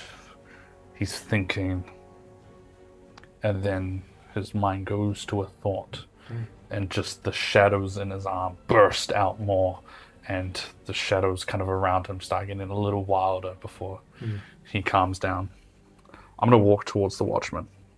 And I'm going to kick the bolt out the way just as I'm walking. You should be careful. You almost took my eye out, that one. Where is Sakir? How am I supposed to know? You guys are always kept out of this den, I've been told, and he's nowhere to be found. We struck a deal. Nothing more. We're moving in. And he'll move out? Not that I know of. Azrael turns and he starts pacing a little back and forth. As the care would flee, he would run. He would leave a failing place. He wouldn't stay.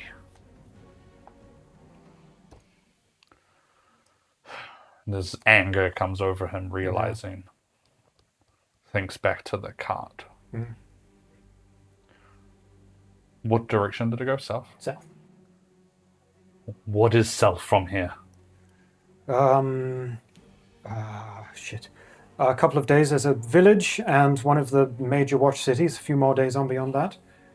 Why? Would he be allowed at that major watch city? Why are you asking me? Answer now. Probably. Fine. You can stay up here. And he will turn around and walk back. Yeah. Oh, look at this big thing. Yeah. I'm fucking pissed. Yeah. Looks around. There's not many villages left. No. Not many people there. One of them was like, Looks down like at you. I trust you're gonna make your way to the big thing, so I'm gonna just lock onto it and like back of the eyes get a little black before it goes back down. Yeah. Well, they already are black, but like just further over before it Yeah. fades. And he's gonna twist his foot, and the shadow from his body is going to shoot and cross the building onto the floor and reach for him as I'm gonna hex him. Ooh, amazing. hex. Take this, you oaf. Give him a necklace. Got him. Is hex, and because Bedazzled. that doesn't use a spell, because it's one of my thingy-mabobs, Yeah. I can cast a spell. 124, baby. So I'm gonna look at it. Yeah. I'm going to, as a free action, sack a first level spell for a sorcery point. Yeah. So I have 3 again. I'm going to put my arm on my shadow arm and just focus it. And it almost shifts down to a normal arm. And then almost like a barrel of a gun exploding and splintering off, just shadow tendrils start flying towards. As I'm going to upcast. Yeah. Who knew? I want to upcast level 2 Crazy. chromatic orb. Ooh, fun. And I will use that sorcery point that I made Yep. to cast empowered. Is that what it's called? Absolutely. Empowered spell. Yes. So I hurl an orb of energy at the target within range. I'm gonna do fire. Yeah. That seemed to do well. So let's hope it hits. Let's go. Actually, does it damage? Yes. Don't fuck me. I have casted this bitch. Oh fuck. Oh fuck. Oh fuck. 13. To hit. Yeah. Big guy. Sure.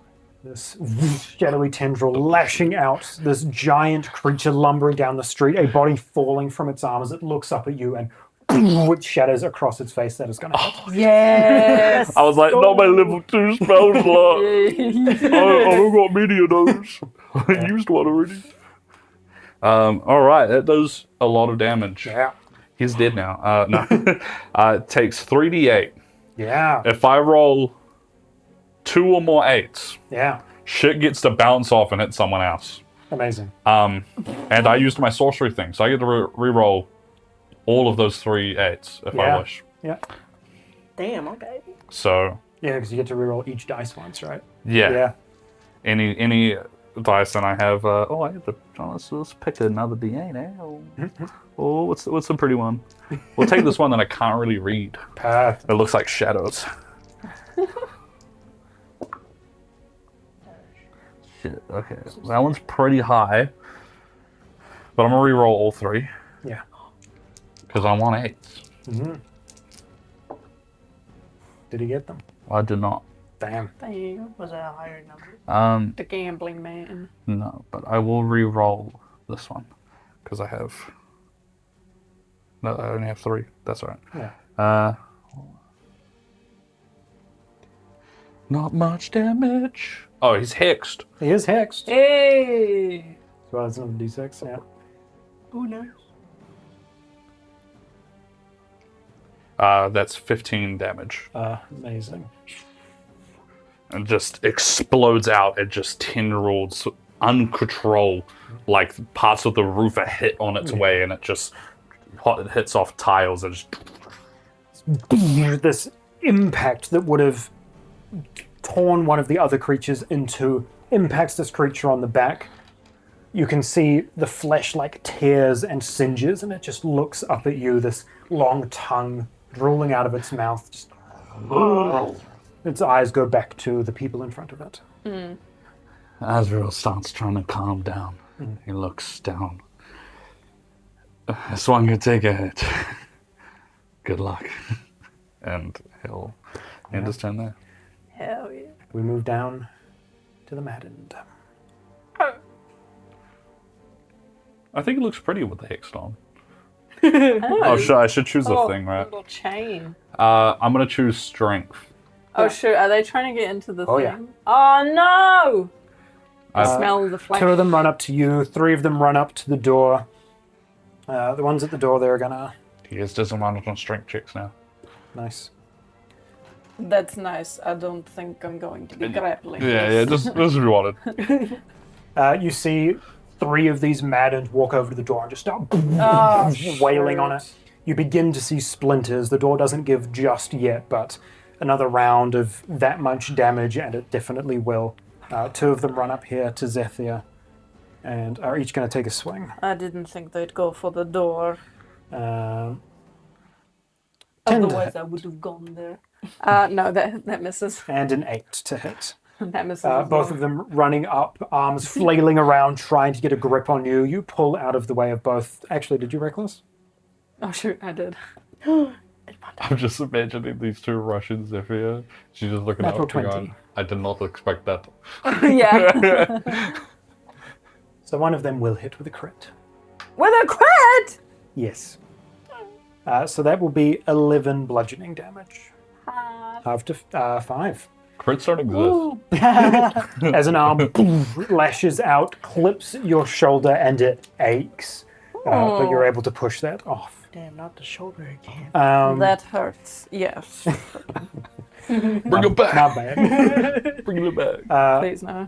The watch there just is like trying to reload his crossbow and is just going to shuffle up this way in case there's something he can do, but with you where you are, he cannot get through for a shot. Shoot through my legs. Climb the roof.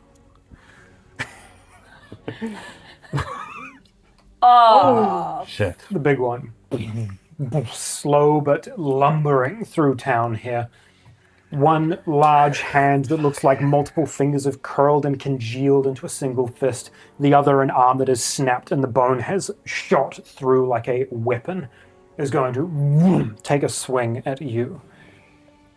Advantage because I break this. That is going to be... Ooh, This good rolls. was not on my bingo card. 24 to hit. Yay. I'm going to Yikes. eat dirt. You take 13... Is that right? Yes. Yes, 13 bludgeoning damage. Half. Halved to 6. As a hand that at resting would be your shoulder height just tries to smack across your head and just barely clips as you pull back a little bit. That is the Maddened Hulk's turn. Commoners, do we have any left outside? Is he injured again? Just the inside guys. At this point, he would be working on Probably this door. Pissing himself. Looking back at the door that is starting to be broken in. Goes, I sure hope that isn't those creatures. And Glass half full kind of guy. top of the round, chaos erupting throughout the town Got around you. bad really fast. You hear crossbow bolts flying across town. Other individuals that are good with a blade or a bow are helping in the scuffles. But from somewhere closer to the front gates, you hear screaming intensify. begin to see fire dancing in the horizon and begin to smell smoke. As you hear a member of the watch scream out so that the entire town can hear it. Stitcher! As all of you, through the smoke that is drifting through the light that is beginning to erupt at the front of town, see a massive shape of some beast, leathery wings silhouetted in smoke. As at the end of that man yelling, you hear a crunch and his words are cut off and something lands on a watchtower. Things are moving in through the front gates. A cart is leaving to the south out of a side entrance, fang on its tail. This Hulk lumbering here in the center of town. We're going to move back up to Zethia at the top of combat. Stitcher. What the f does that mean? Who are they stitching? Is someone sewing? No, this is not an RRR moment. This is an moment. Far out. Oh no. Oh no. Do I take out the big one? Yes, I'm going to take out the big one. I'm gonna consider that big one to be a humongous problem. Yeah. Now that it has come into my range. I'll kind of almost like she's really still quite confident despite everything going on. Yeah. That she will step in like closer to these little ones. Yeah. Disregarding them. They're just little ones. Yeah. I'm gonna fight this big one. Absolutely. And so step forward, get low, and just raise the great sword and attempt to just like slice him up in the middle. Just a big gash in the center of this mass. Let's see it. And there's a lot of things around me now, so I don't know if I want to reckless again. But like, The damage. extra 2d6 damage is crazy. It's pretty nice. And guess what?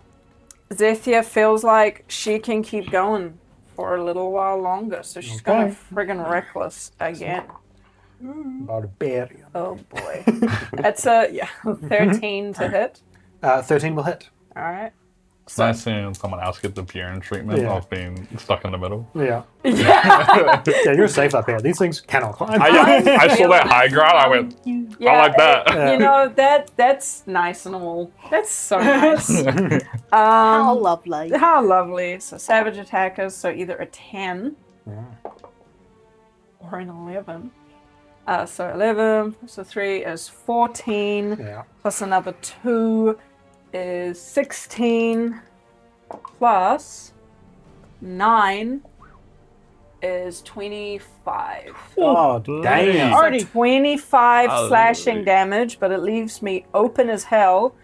Level So 3, by the way. So it's like she's coming down with this great sword, and she has sliced through and like hit the ground now, but now she's very open. This blade carving through, you feel bone where it shouldn't be.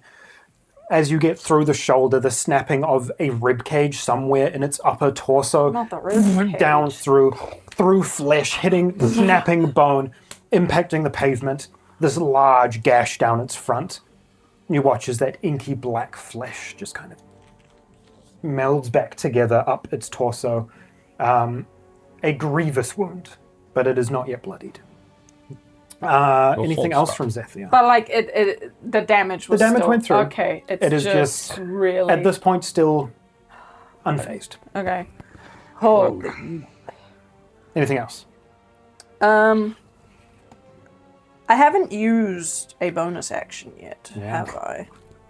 Nope. Why are you laughing? Oh, I fucked my spell. Oh, You fucked it. Did. you I didn't upcast it. Oh, it's a 3 by default. Yeah.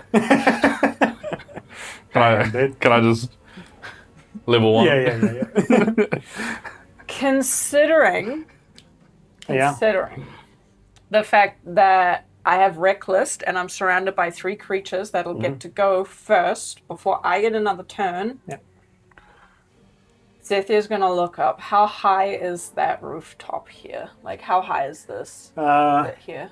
15, 20 feet. She'll look up at it, and like you're thinking, what the hell is she looking up for? She's got like 3 things ready to cleave her in two. And I will Cloud's Jaunt, and as a bonus action, I will magically teleport 30 feet. So she, sword down in the ground, she crouches down, looks up, begins to like launch herself off the ground, and disappears into a puff of cloud. And then the momentum of the cloud, it like comes up with her, and then she's up here, hanging onto the side of the roof. Amazing.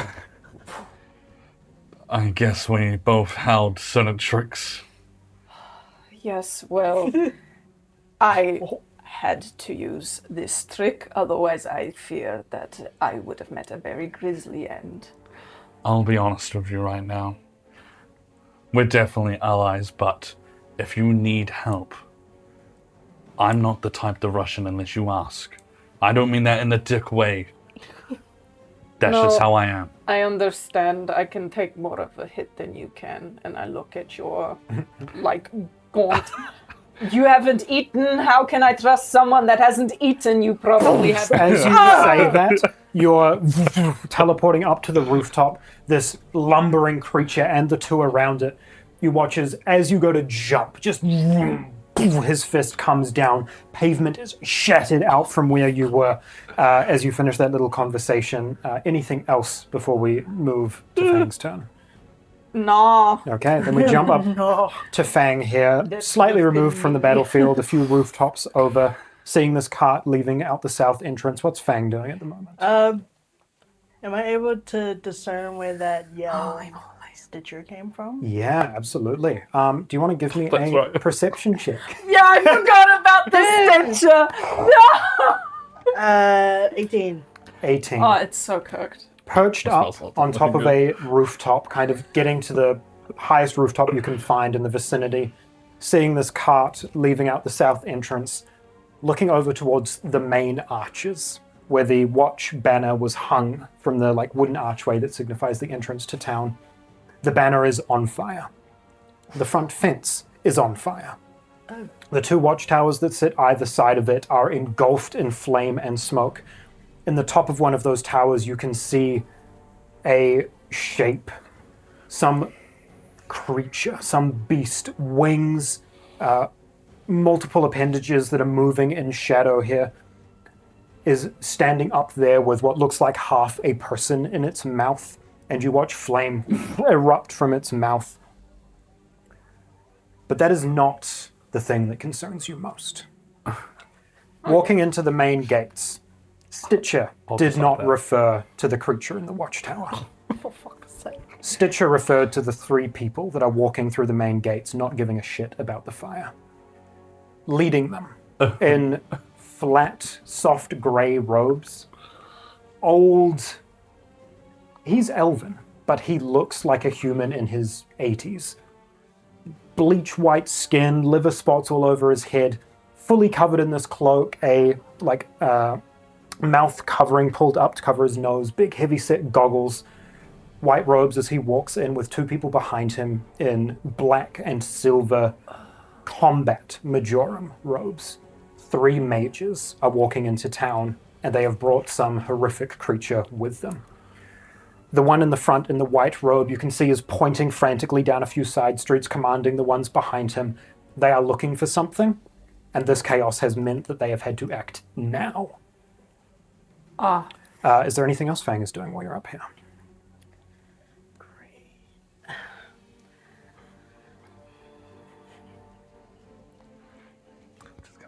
Do you want to chuck the paladins in it as well? Sure. Oh no. So just to clarify. Yes.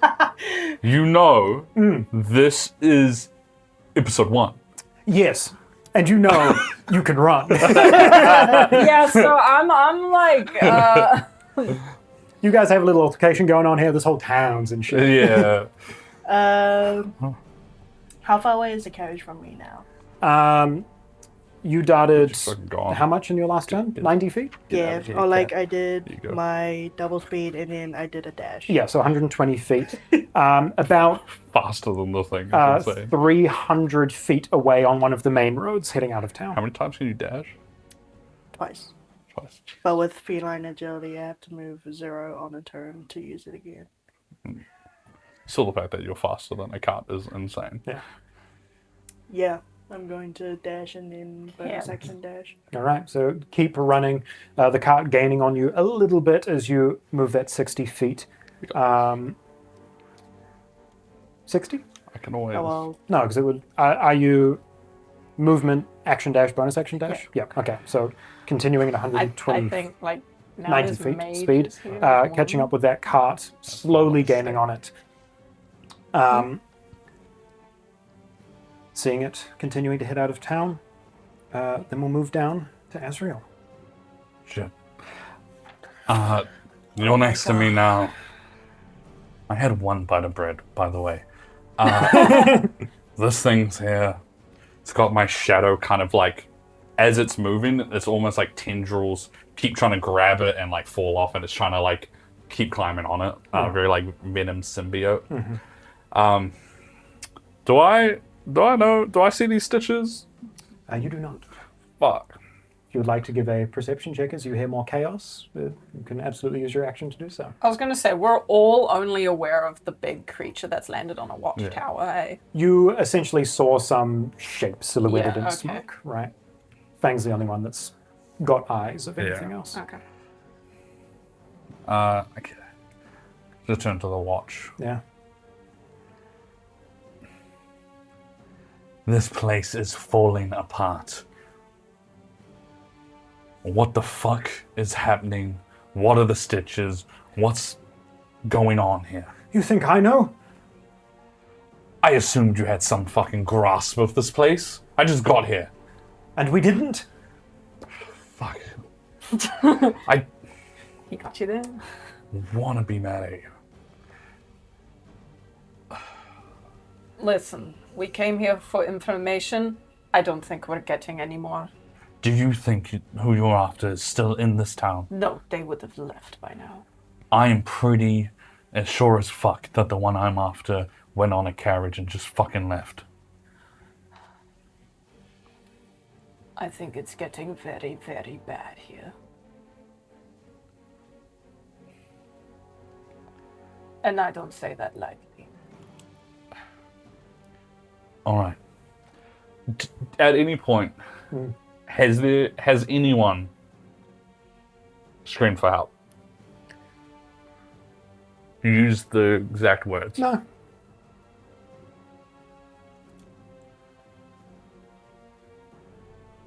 You don't have an idea of where yours has gone. Mine went south. I need to head south. Maybe the guy you're after has information on my guy. All right. Maybe we stay teamed up for just a little while longer. Look, if this is the first town we went into and it turned to this, I think we should stick together. I agree. All right. Fuck, we need to leave. Yes. Very much so. how you gotta do Can that? we at least take the big one out? I want to take out the big one. That one or that one? I want. There's no XP now. I We're don't. playing Milestone. Yes, but if we leave it unchecked, it's gonna wreck everything. It's gonna wreck everything anyway, isn't it? You want? I just wanted to fight the big thing. Let's get out. Let's get out. All right. I understand. I just don't know if you want to save people. If No, that's your I thing. just want to fight it. Oh. We'll find you something else to fight. Yeah. I'm sure there is more out there. So is this south? South would be like this way. Okay. I'm just gonna nonchalantly walk past the watch. Yeah.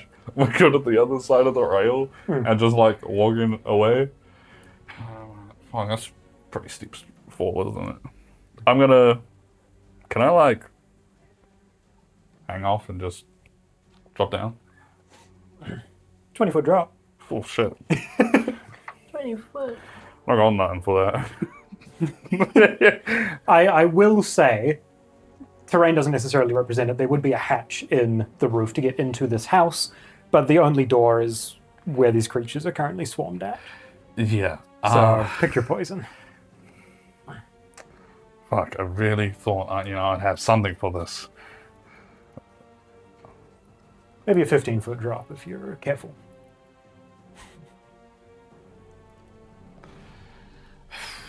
Yeah, alright, I'm just gonna... Yeah. Yep. Okay, we're leaving. Alright, I just walk over there, I climb over it, Yeah. I look at the watchman. Yeah. Good luck. What the fuck? This isn't our place. Shit's falling apart. I can't blame you, I suppose.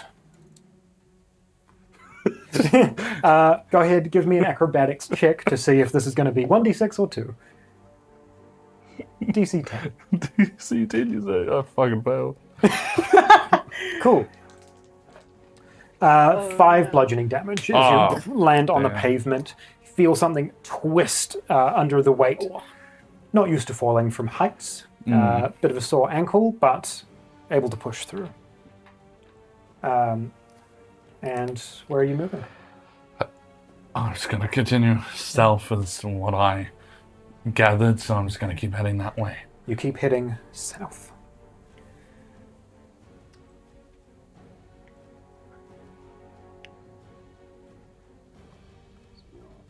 Oops. I took a tumble. Got her.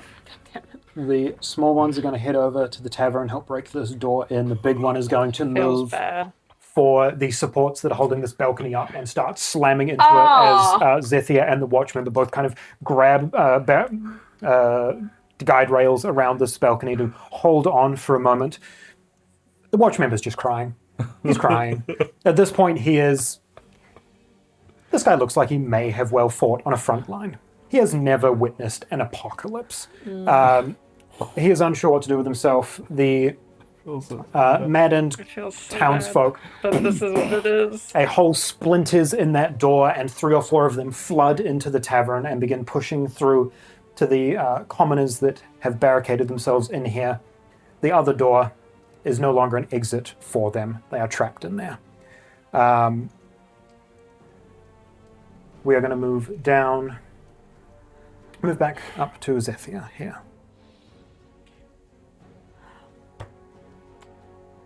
What he said. Good luck. You can just see him like holding on to the railing as this thing is being shaken. Damn. You can hear wood splintering. I suggest you run as fast as you can. I would have to agree. All right. Do you want a boost? No. He tosses the crossbow to the side and like goes for the hatch on the roof. I'll just hide in there. Okay. Good luck. And I'll walk over to the or like tumble across the railing, and I'll get to the edge of it. I'll turn around one more time to look at the Watchman and like give him a bit of a like salute. Yeah. And just like fall backwards and let the clouds jaunt take me again. You're And going to use another one? Yeah. I go clouds and reappear on the ground. Incredible. In a puff of clouds. Just next to me. Amazing. Yes, and yeah. I start running alongside you. Look, Think the hell out of here. quote of the campaign. Jacob was right. We ain't heroes. We survivors. We're survivors. Holy, All right. All right. Let's sit back. I really did want to beat the big thing, though. Honestly, same here. Somewhat out of initiative at this point. Fang, jumping across rooftops, the two of you beginning to make your way south.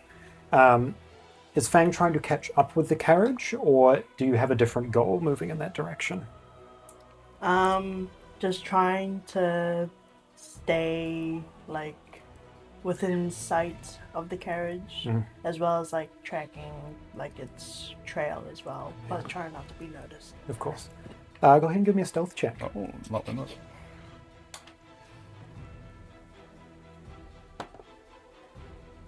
That is a 18. 18. Continuing to catch up a little bit with this cart, jumping to another nearby rooftop and kind of pulling yourself down. Looking out, the carriage at this point gets to like the outer fence of town, to a small exit area.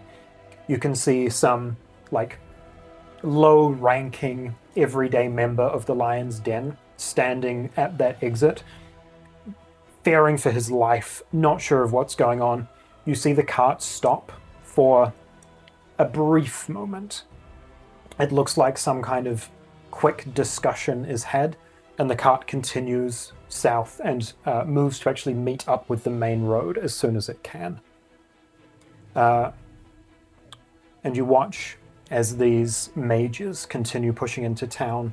The two that were dressed in blacks and purples hover about half a foot off the ground and just each take a different side street and begin flying through the town.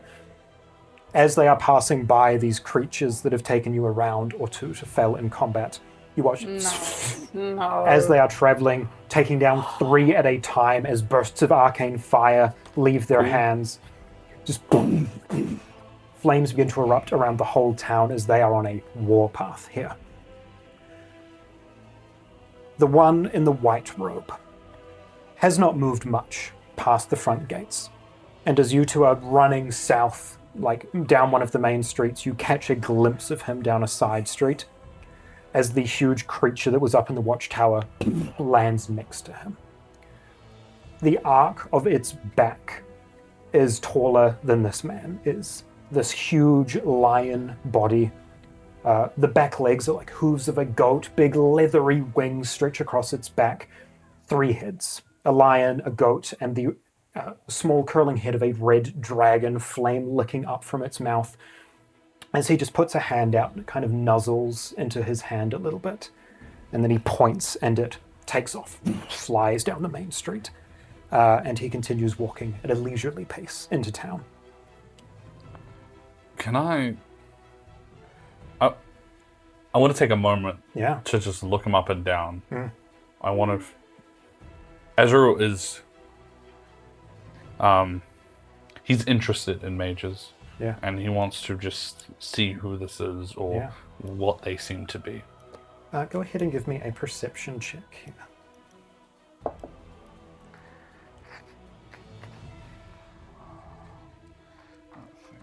I'm going to use my ability to add a Yeah. d6. Nice. 11. 11. Looking out at this being, the only actual skin you can see are like elderly hands and a bald head, elven ears. The rest is covered by his grey robes, mouth covering, or goggles. He looks old. Older than any elf would naturally look. And as he is walking through the smoke and the fire, you watch as he drops on the ground next to him an empty vial. And the flames no longer seem to be affecting him as he is just walking through town here. So while Ezreal decided to take a moment to study this mage, Yeah. Zethia's reaction was quite different. She took one look at this mage, a glimpse, and immediately turned her head away and ran seemingly faster, like frenzied. Like there was no way she was going to stay in the vicinity of this mage any longer than she had to. She was getting out of there as fast as she could. Seeing that, Yeah. or feeling like the wind, sort of look both ways. And then might hear a glimpse of it, potentially, if you're running. His voice tone will shift slightly. As he speaks in a different language for a split second. Yeah. And in Elven, he is going to just be like,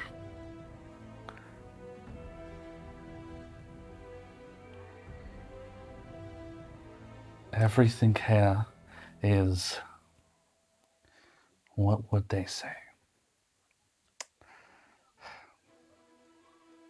Not needed He looks towards them.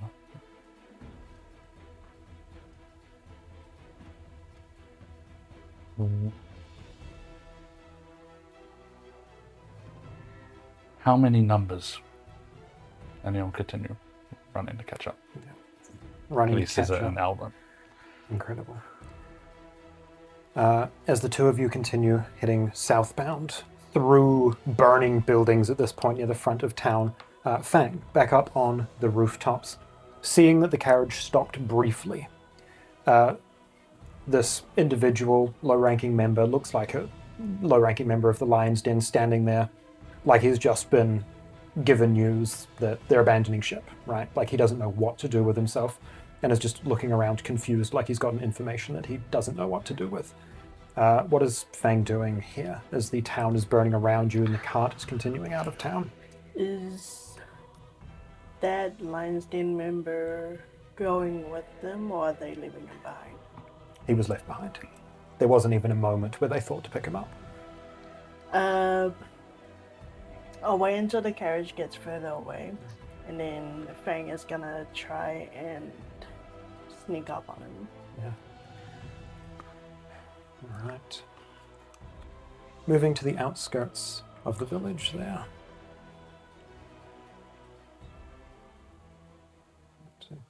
Moving to the outskirts of the village, kind of along a front perimeter fence that has a few exits that mostly lead out into the very small portions of farmable land here, but all kind of lead back towards the main road, the main entrance to town. See, the carriage, a good few hundred feet, is now met up with the main road and is continuing at full pace on the main road south.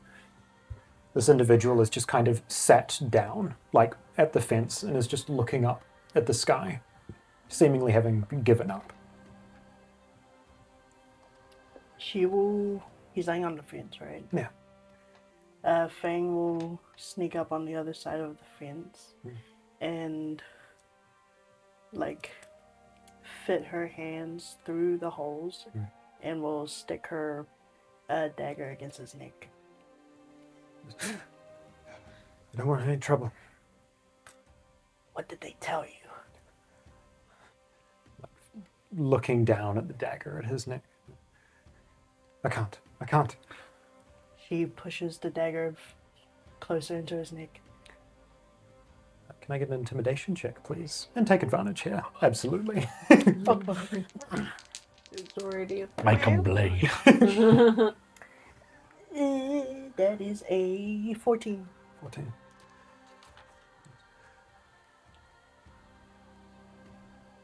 I asked if I could go with them. There wasn't room. I don't think they were telling the truth. They're heading to the city. Why are they heading to the city? They say anything else? No. No, they just said to make sure nobody followed them.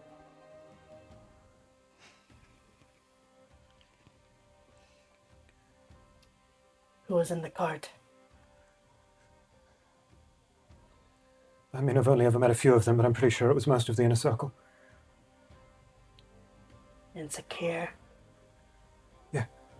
Yeah.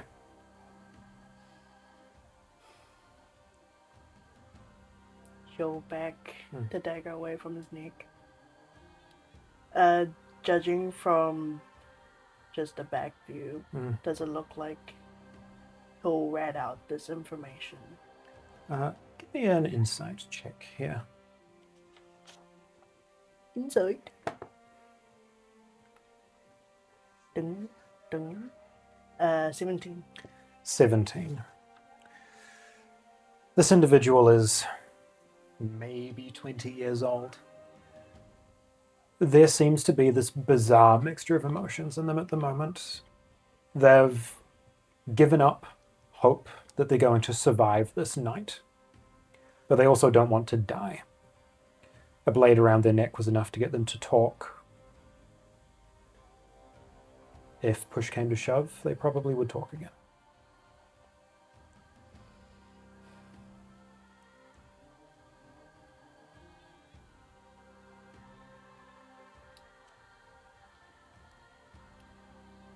he will flip the dagger in her hand. And then she'll jab at the back of his neck. Through the fence. This, for all intents and purposes, commoner that has been taught to use a blade, that has been taught to keep watch, that has been taught to spy, that could be a liability.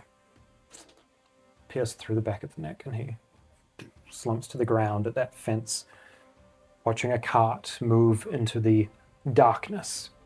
It's only 5 in the evening, and yet a few miles out it would look like nighttime. Cart disappearing in the distance. And we're going, actually, as you're standing there, looking back over your shoulder down one of the side streets, you watch one of those men in black and purple robes gliding around a street corner, meet up with the other one. And you just barely hear over the screaming and the fire and the chaos, goes, "Find him! He can't leave!" And they split back off again, looking in different directions.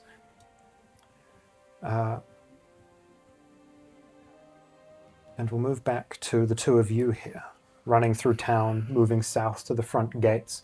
Trying to catch up. Yeah.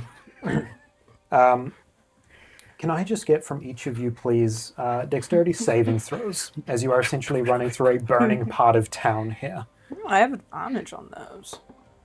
Nice. Oh, thank God. Ain't no way. Rolled a 1 and then a 2. Oh. What kind of a... I'm gonna add a d6. That's a 4? I need to look at that ability. I can do it 3 times. What? I see. No, it's not a saving throw, right? It's ability. Yeah, you are correct. That's right. 8. 8. And 4. okay, you both take 6 bludgeoning damage as like shards of wood and watchtower are like creaking and falling over the town, flinging in your directions. The heat of flame like burning, singeing some of your clothes as you are pushing through. Is there any conversation here, or are the two of you hell-bent on moving through this town? Zethia is now dead silent. She's on a mission to get out of here. Slightly behind, trying to like keep up, but definitely cannot.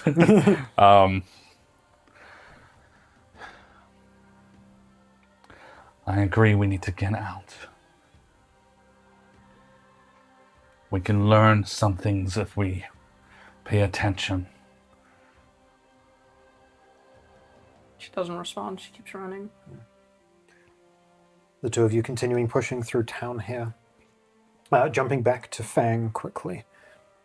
Around the edge of town, you begin to see a single horse-drawn cart kind of coming into view on the outer perimeter, like someone else has like readied their carriage and is beginning to make their way out of town. Looking at the carriage, sitting at the front of that carriage, you can see an older man, grey beard, grey hair, simple robes, and this kind of blue shawl around his shoulders. This is a man that you had seen this morning, who is leaving town. And that is where we're going to take a quick break. Do you know what? I'm not gonna lie. When you're like, and that, I'm like, we're not ending the session, are we? Stop. Not Oh, yet. thank God. Just a break. Okay. I'm pretty invested. I'm pretty damn invested. Oh. Is that fire on the horizon? No, that's inside the walls. The ground, it's moving. It's the whole foundation. Get to ground level. Move! Move! This isn't an earthquake. It's not stopping. 4th ward is gone. 12th ward is offline. We've lost signal from the lower districts. The Dufour Tower is collapsing. Repeat, the Dufour Tower is collapsing. Stabilize the perimeter. Protect the prototypes. Do not let the cores rupture. The aqueducts have The fallen. water lines are gone. Abjuration cores are failing. They're shattering. What does that sound? Do you hear that? Is that static? Evacuate the upper districts. Women and children go first. Go, go, go! Bridges, they're gone. We can't get out. Please, somebody help me. Somebody help! Let me through, please. My son is still in there. Hold the line! Sir, there is no line. What is this? What is happening to the city? What is this hell?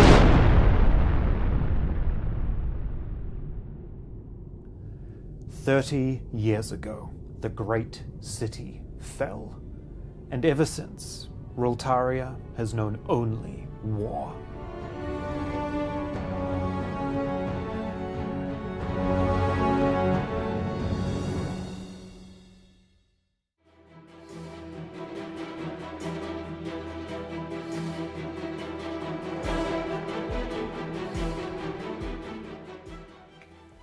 You would see a 6.5 tall tabaxi with brown fur with spots of cream and orange speckled along her body, and she is very lanky, but if you look closer you can see that she is more lean, and she has her chest bandaged with parts of rusted armor on her knees and her shoulders, and a hood around her neck. And then you would see dreads put up in a ponytail above her head, still looking like kind of dirty and messy. And she would also not have a tail as well.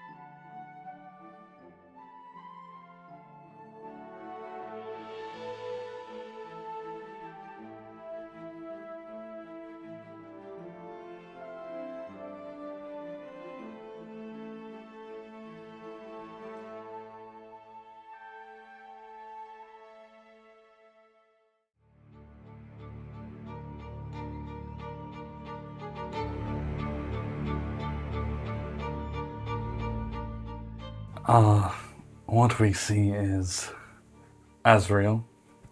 It is this grey tiefling, bluish kind of hue to him.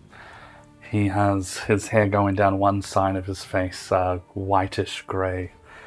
He has 2 sets of horns, one going back, one coming around. The only clothes notable on him is this ripped, maybe it was a coat. It's definitely now just a cloak now, ripped and torn, high collar, leather red cloak with some ripped jeans and belts across him, cuts and carvings on his skin. He looks tired, and most noticeably is this mask, just a leather patch covering half his face, with clips on the back. And what you thought would be probably the first thing someone would look at is not, because of everything else that's going on, but he is missing his right arm. It's not there, and he's just kind of got this tired, exhausted look, but it has nothing to do with his posture or how he walks.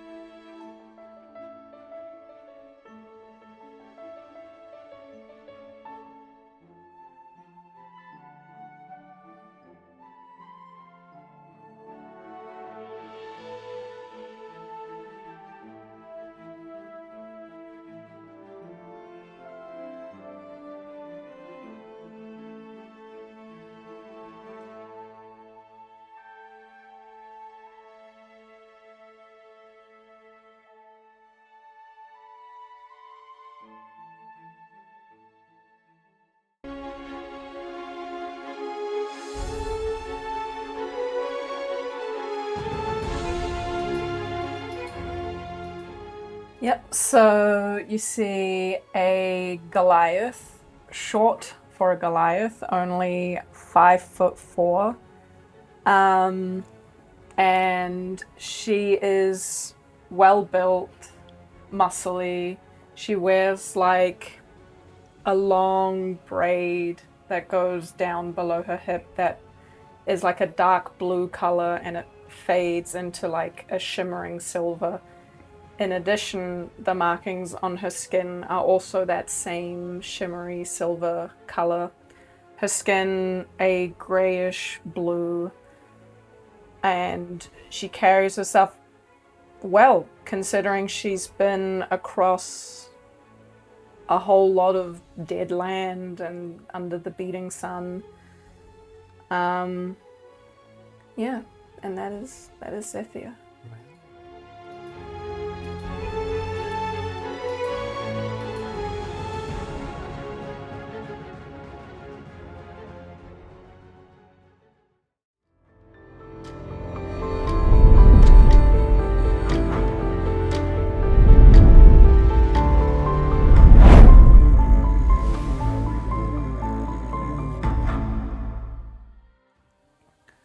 Having arrived at Lion's Mane at the end of a very long journey, Zethia and Azriel, greeted with a night of hellish combat here, and Fang moving from one injury to whatever this night is.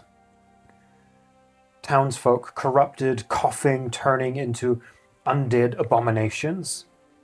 The town burning as a creature ransacked the front gates and mages entered this town.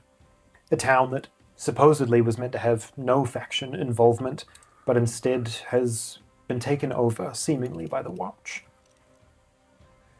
And as the town around you is burning, smoke continuing to fill the air to the point that it feels like it could be 10 p.m. at night, even though it's barely dinner time. Fang, having just silenced someone that may have potentially let leak that you were on the trail of Sakir. Standing here on the edge of town, seeing these mages disappear into the city or into the streets, and a carriage rounds the corner with an old man on the front of it, moving towards the same southern road that Sakir's carriage has just rocketed down. This carriage is moving slowly, the old man kind of looking around at what has become of the town. This kind of sorrowful expression on his face as the carriage kind of gets within maybe 80 feet of where you are. You know, a horse moving in front of the carriage. Is there anything Fang's doing there in that moment? Am I able to notice if there is anyone in the carriage? Give me a perception check. Like, yeah. Perception. There's a 22. 22. At first it's hard to tell, but then like it veers around a corner and you can see like a small opening in the side of the carriage reveals that it's just him sitting on the front. There doesn't seem to be anyone in there. There's a few crates and barrels and a stockpile of some personal effects, but it just seems to be him fleeing a dying town. Does it seem like there's anyone noticing his leave?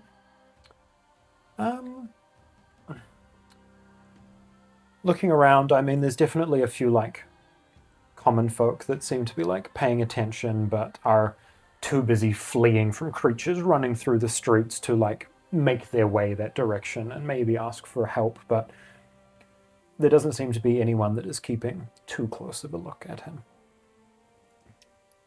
Fang will wait until the carriage gets closer and she'll try and sneak on. Yeah. Carriage drawing around closer to you. Go ahead and give me a stealth check here.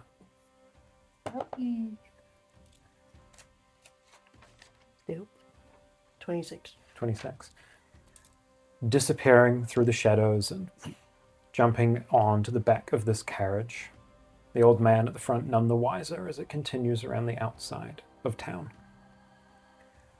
As it moves, looking around, you can see spells being flung through streets, these corrupted townsfolk being splattered against walls, flames just, as these mages are moving through, you can see just buildings, fires beginning to burn as they move through the town.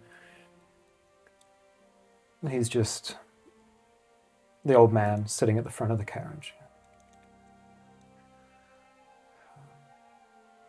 Another one wiped off the map. What a sorry state of affairs. As the carriage continues, moving towards the front of town. Is Fang doing anything in the back of the carriage here, or just staying quiet? She'll keep an eye on the outside just to see if there's any like danger that might come by. But once it's like further away from the town, then she'll try to rest.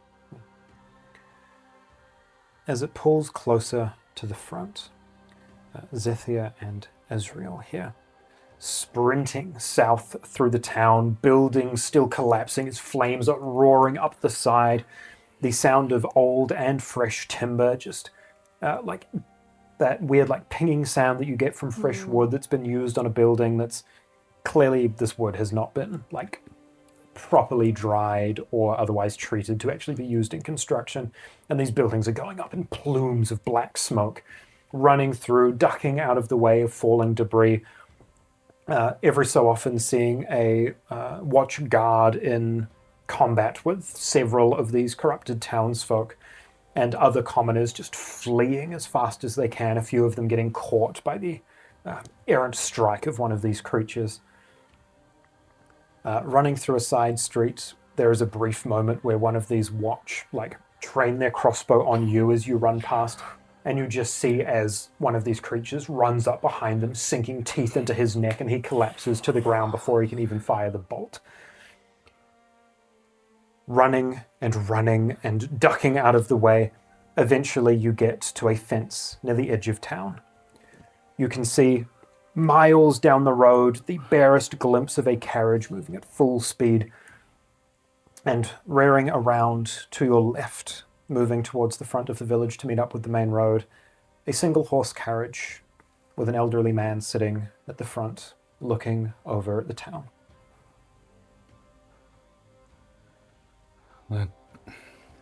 Listen, I am so out of breath. Maybe we should just hop on the carriage and see if you'll take us some of the way. You took the words out of my mouth. Great. Perfect. This is all too... I feel like I've done this before. Just running so much with death around every corner, you know? All right, well, let's see if we can flag him down. And I'll, wave a hand. Excuse me. You flag him down. He pulls back on the reins a little bit, Fang in the back. You feel the carriage kind of come to a brief stop. Can I help you? Quickly just... and pull on my shadow. We are trying to get out of this. Will you help us some of the way over that way? You were on the 3rd Street by the tavern, yes? Yes. Yes. Please, some assistance would be much appreciated. Assistance? Protection. I need to get out of here. Absolutely. If you give us a ride, you get protection. Brilliant. All right, do I just hop on the back then? Yes. As he gets off the horse to kind of usher the two of you into the back, you hear a blood-curdling scream off to your right, back towards the town. A maybe 18-year-old girl, commoner, running out of the town. You can see her shirt is on fire, blood soaking her arm. He goes, oh, shit, and he runs over to her. He goes, get in. If any of you can drive the horse, get on the front. I need to help this individual. What, you're not hopping on? I'll be in the back. Oh. I've never drive, but I have a plan. Give me a chance. Fine. I hop in and I grab the... I'll just hop on the carriage as well. Yeah. But I'll hop on next to you, but I won't be the one driving. If that makes so sense. you're both getting on the front? Yeah. I grab these and I go, I think I've seen someone do this, and I'm just gonna... Yeah. As the old man grabs this girl who seems to be running out of the town and kind of helps her up into the back of the cart, the two of you jumping on the front, as you feel a weight falling into the back, you just hear a verbal confusion as he sees Fang in the back. I'm sorry. You're more than welcome to stay in here, but this person needs help. Are we okay? It's a... bangs on the inside of the There's carriage. a... damn, so we can't see through? No. There would be some curtains at the front that you could peer in if I you just need sort of to. peer through to see what's happening. And do I see Fang? Yes, you see an extra individual in here, one more than you were expecting. I guess we get some good things out of this. And I look towards Fang. Seems you're after someone I'm looking for. So we should have a chat later. And just whip as the Who the hell are you talking to? There's the cat person's in there. What is your plan for making these horses So- get out of here? I've seen a dude hold a rope. Yeah, I'm gonna figure it out. absolutely. However, because it seems like there's going to be issues, what I'm going to do is let go for a second, and I'm going to just embed my hand in through my chest, and it just goes deep, and I'm just going to pull it out, and almost like the shadowy pull out, and it just drops, and I am going to use my sorcery points to cast darkness on me, Yeah.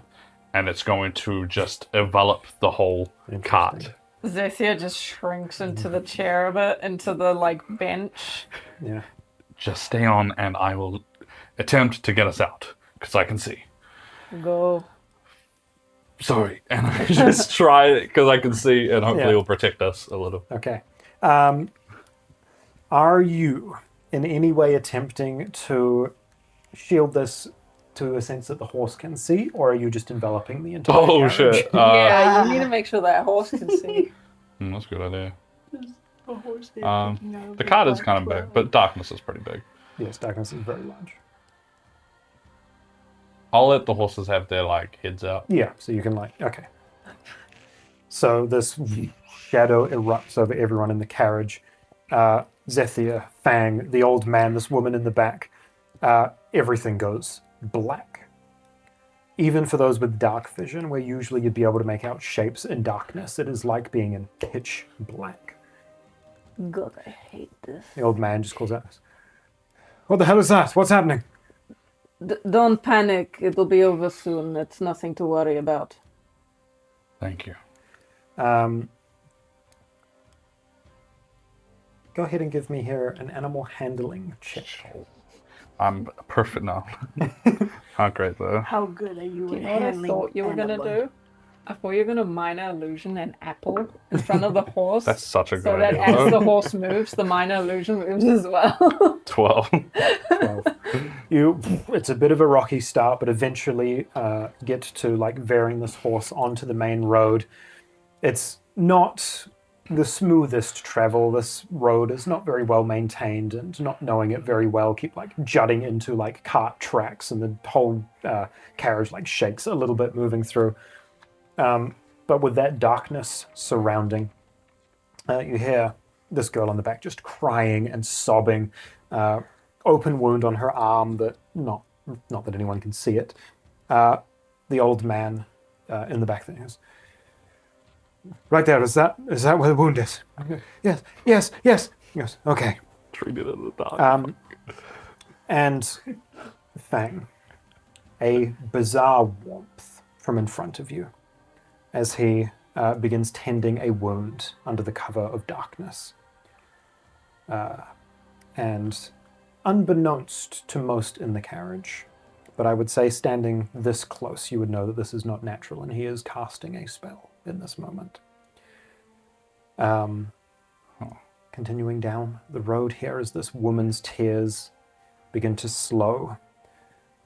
You can hear her kind of push herself up in the carriage here.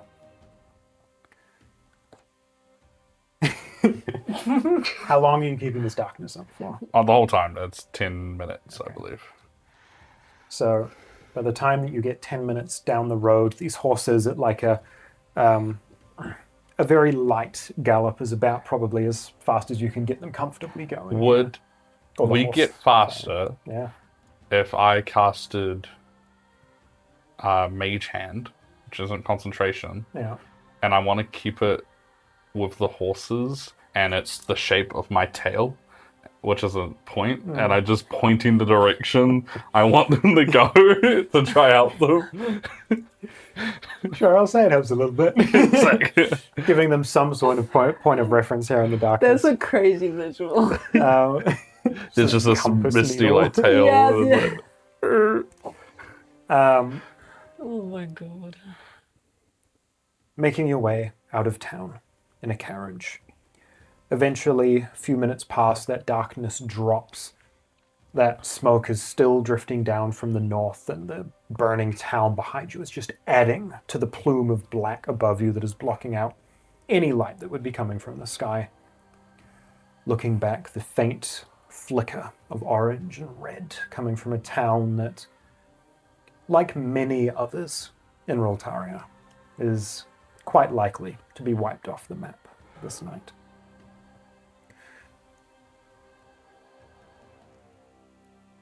Home to hundreds of people, dozens of buildings, and yet the people that were meant to protect this place were the first to flee. This carriage continues for some time. Eventually, that darkness dropping, this woman in the back of the carriage, the wound no longer dripping with blood. The old man just goes, "Is everybody all right?" Sorry about the darkness. No, I understand.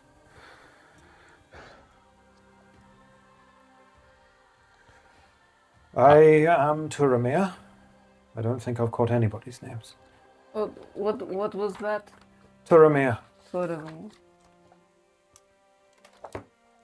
Hey, yeah. Now that you can see him properly, he holds himself with not importance, but like the posture of someone who is like good in a social situation, the kind of person that can kind of talk their way through a bit of a crowd if they need to. Dressed in slightly finer clothes, this blue robe over his back, big scruffy white beard and hair that kind of just is around the edges of a very balding head. Definitely an elderly looking man. Just kind of looks you all over properly here in the carriage now, like lighting a lantern on the side so that he can see a little bit. Zethia. Azrael. The woman in the back just like catching her breath like a little bit. Azin, Zethia, Azrael.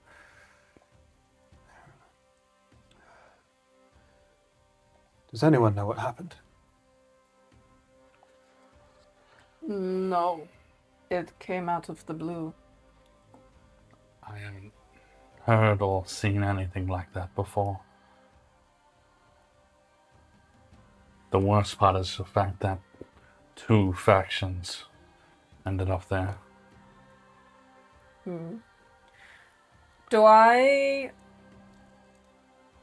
recognize this tabaxi as one that I've met in the past, briefly? I will say after a few minutes in this carriage here, Fang would probably recognize this a little quicker, but after a moment of catching glimpses of each other, I think that very, very faint recollection of having seen each other would kick in. I vaguely remember you. Crafty with some daggers, if I remember correctly. And you, the one swinging your sword. That's the one. Interesting to have cross paths with you again, all things considered. Different mission this time. Yes, I'm alone looking for someone. Rude. You're alone looking for someone as well, no? We're looking, yes, but we're gonna help each other out for Yes. now. After the same person. No. No. And we didn't see you when we hopped on the carriage initially, so when did you hop on? Why are you on here? Just looking to get away, or are you also looking for someone? Get away from danger, yes.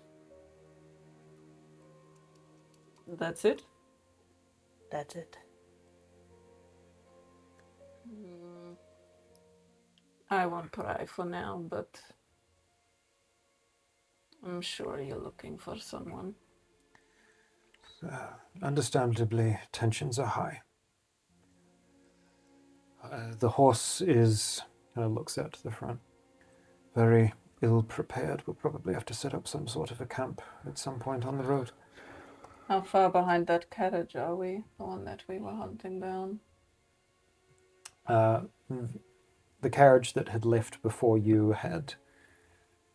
You could barely see the back of it when you guys got onto the road, and being a 2-horse carriage is long gone sure. into the darkness by this point. We'll have to track it down in the next city or town. I have a feeling that he's going to the next city. The Watch City. What even is the next city?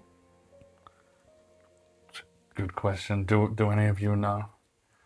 There's a town to the south of here, Silverfin. It was also part of the Badlands under the protection of the Den. I worry that that town will suffer a fate much the same as this one. But more, somewhere in the range of a week to 10 days south. One of their major cities, Bellum. It's a bit of an industrial powerhouse. Gosh. So Bellum is further south than Silverfine? Yes, Okay. proper city. What was it called? Bellum. Bellum. If you're looking for people, if you're trying to find friends or family, and they were fleeing that chaos, that's where they'll be headed if they're smart. All right. So- Are you from Lion's Mane or... This is the most recent place I have called home. If you don't mind me asking, how long have you called it home? Better part of a couple of years. Then you might have seen who I'm looking for. I'm looking for someone with a strange mask. And I described to him the black sunken parts of the mask, strange markings on it, and it covers his entire face. And he doesn't talk a lot either. You can't miss him, he's very strange. I try and keep my nose down where I can. I'm afraid I haven't seen the individual you're asking of. That's all right. Maybe I hope that he has also ended up in one of these towns or cities that you have mentioned. One can hope. It's the only lead I've got. There's a few things Azrael was thinking back to during the chaos. Mm. All the people that they saw transform, Yeah. were they old? Like, Thinking back on it and taking a moment, they were all either old or looked weak of constitution. second thing he thinks about. Did he hear the mages yelling, "Where is he?" That shouting you would have heard over the chaos, them saying, "We need to find him."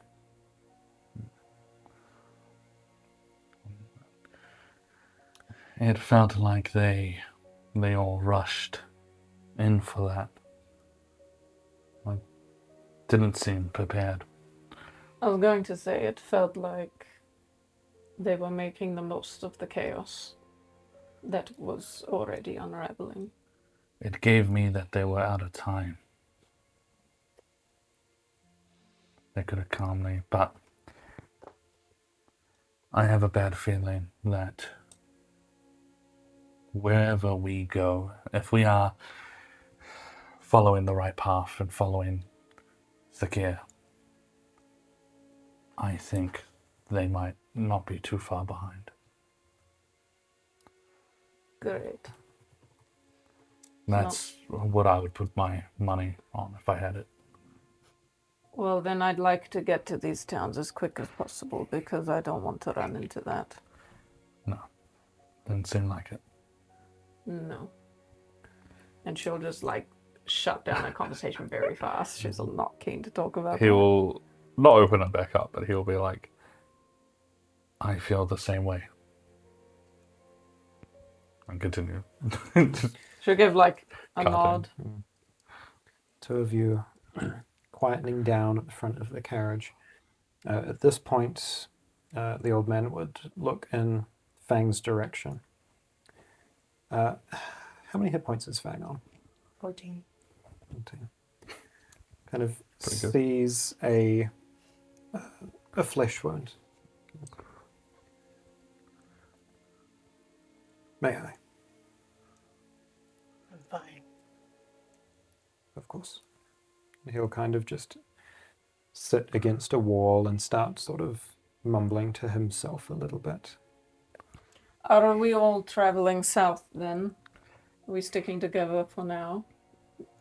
You know, probably better to stay grouped up rather than all of us disperse. We have our arrangement, of course. We do. But I'm yeah. just keeping it open just in case. It's always good to have other able-bodied people in the group. You give me the sense of someone that hates other people. I haven't been around for long, and I can tell that this world is fucked. And everywhere anyone goes, it is fucked. So the only way to survive is to have some help. Something you realize eventually. And you seem pretty quick. And we won't hold it against you either if you run off, if things get dire. It's just for now while we travel, and maybe something jumps us. It's good to have an extra pair of capable hands. As long as I hit south. All right, easy peasy. Turamir in the back, kind of looking out. I have some friends in Bellum, so this carriage will be going at least that far. All right. Well, I vote that we make a pit stop in Silverfine just to see if we can find people. So of course, I don't have much in the way of food on board, so we'll have to make a brief stop at the very least. How's the wildlife around this area? Like boars or rabbits or... Give me a perception check. Because I could probably hunt us down. You think that shit ain't poison? What am I doing? Perception. Having a look around. Yeah. That'd be a fat 7. Fat 7. With the sound of a collapsing village, smoke billowing down, and embers getting caught in the forest here, very little in the way of wildlife to be seen, at least at the moment. Maybe later I can see if I can find something to kill that we can eat. I'm not too bad at hunting down some If things. we must. Ezra will pull out and just rip up the loaf he got. Yeah. And he'll give half to you. And he'll put his hand in the bag, just like pass it along. Turamir will take the bread and rip it up a bit and offer some to Fang. It is really hard. I don't tell you that. Wait, so how much of this did you even eat? There's like a small, like, Nibble. a nibble. You're so crazy. What do you want now? It's gonna make a Lord of the Rings reference. One bite. One bite is enough to be, what is it, fill a grown man's stomach or something? I don't know, sometimes food does look appetite. It looks yummy, but I just... There must be something, like, anatomy-wise, that doesn't go well with food. Like, and I point to the arm, like, missing arm, and just, like, in general. Are you actually, like, alive? After what I've seen, are you actually living? I'm breathing. I'm blinking. I'm talking. But you don't seem to hunger. I just lost. I once lost the feeling, the want, the desire to eat. So it's a choice. Yeah.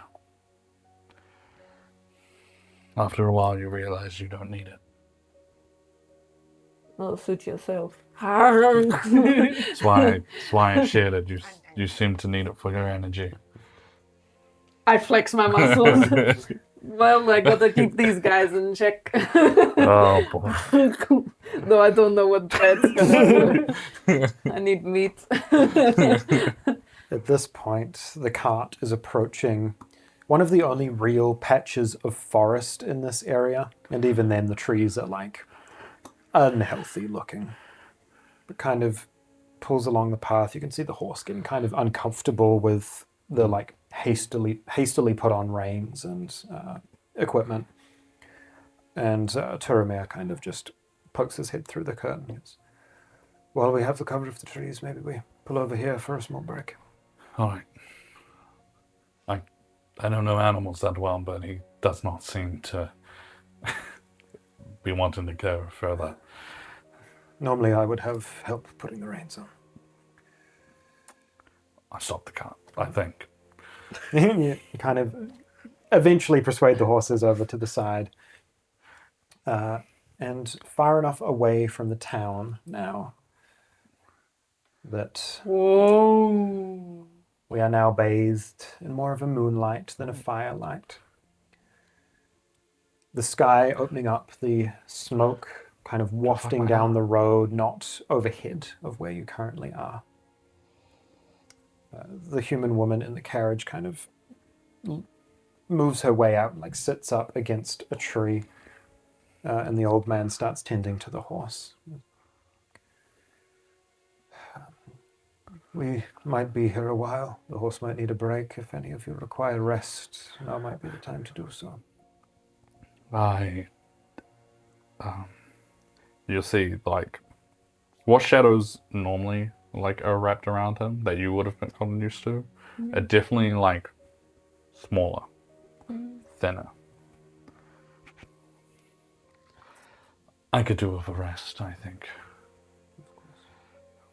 Well, I can keep watch.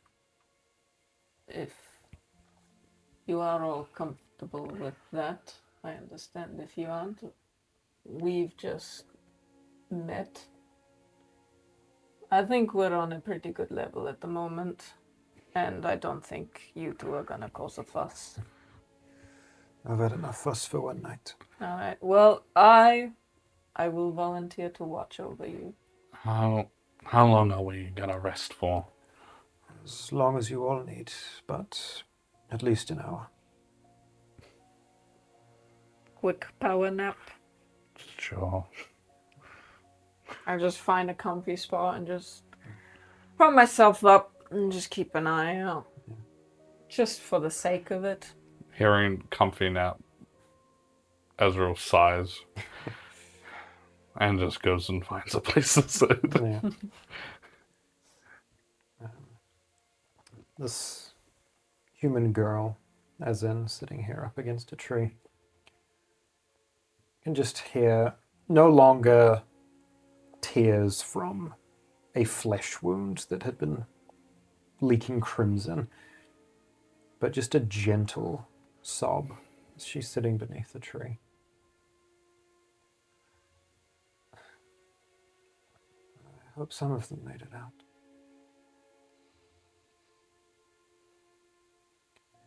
Did you all have family in Lion's Mane? No, I was just passing through. Ezreal just tracing his arm. Just passing through. Fang will just leave to the carriage.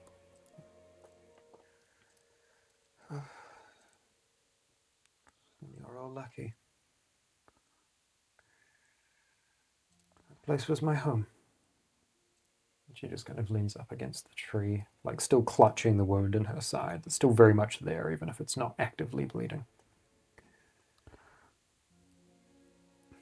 I can't pretend to understand what you're going through, because I don't.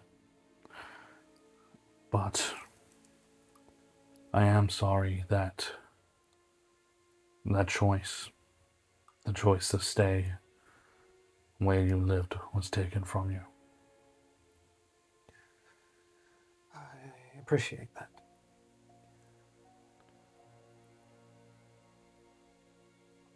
Don't be afraid to one day get your revenge. I second this. Revenge is good. If I've learned anything tonight, it's that I'm not much of a fighter. I just hope that some of my family made it out, and that I might find them in one of these southern settlements you've all mentioned.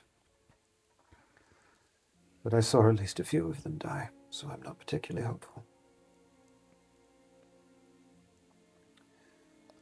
Zithia, doesn't really fully understand how she would comfort someone, feeling what they're feeling, and just decides to just zip it and not say anything at all. Azrael's given the best thing you could say. Also doesn't understand. As in kind of looking around, and Turamir kind of tending to the horse, taking the reins off a bit and kind of brushing it down where it had been hastily put on. Kind of ties them up against a tree to just graze for a while.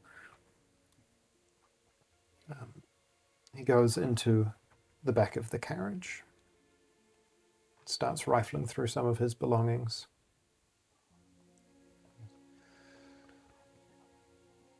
And kind of talks loud enough that Fang near the carriage and the others kind of around it, everyone can hear. Yes. You all are welcome to travel with me for as long as you require. I have seen that some of you are capable, skilled with weapons of your own preference.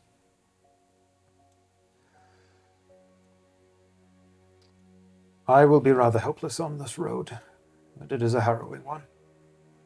He takes a small chest out and starts rifling through, filtering things into pouches. He goes to Fang first and just holds out a small pouch.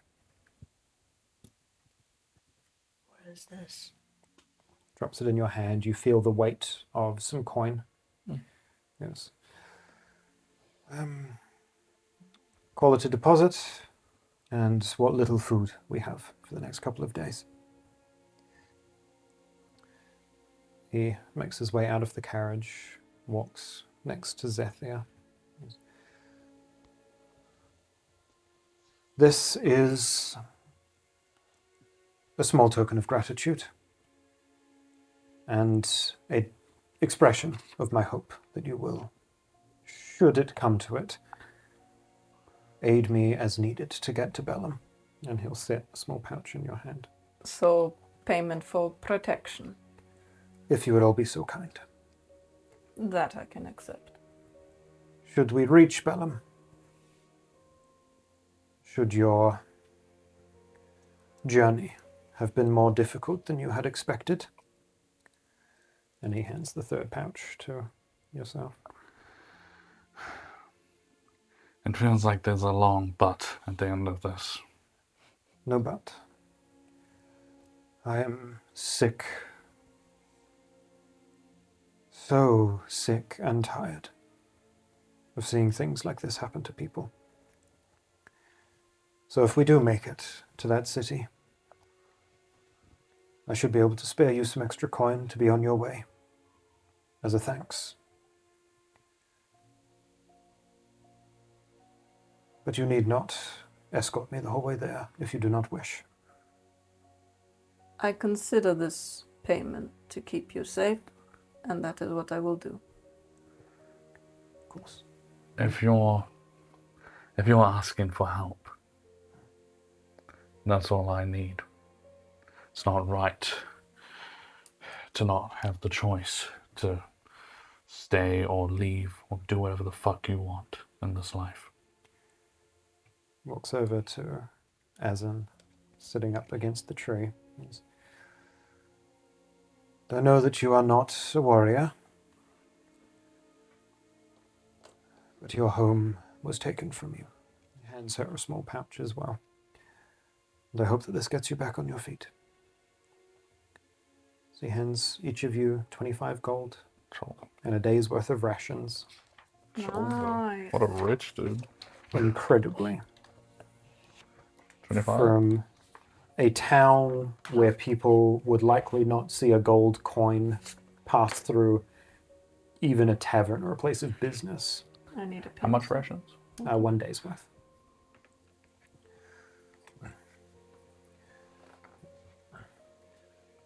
Tonight has been a long night for all of us. I was ready to beg someone or a member of the watch to join me on my trip south. And I'm grateful that you all have chosen to make this journey, even if it is for your own reasons. I hope we all find what we're looking for at the end of this path. I hope so too. This it's only the beginning, so we better. He sits down, leans up against a tree, looking to the distance, the faintest flicker of orange and red on the horizon back where Lion's Mane is. He dozes off a little bit. Doesn't take long before Azan as well falls asleep. The three of you awake here under moonlight. Back on the road for some of you. And for some of you, the first time leaving Lion's Mane in a while. Is there any conversation, any thoughts from anyone here in this evening? Azrael will walk over to Fang.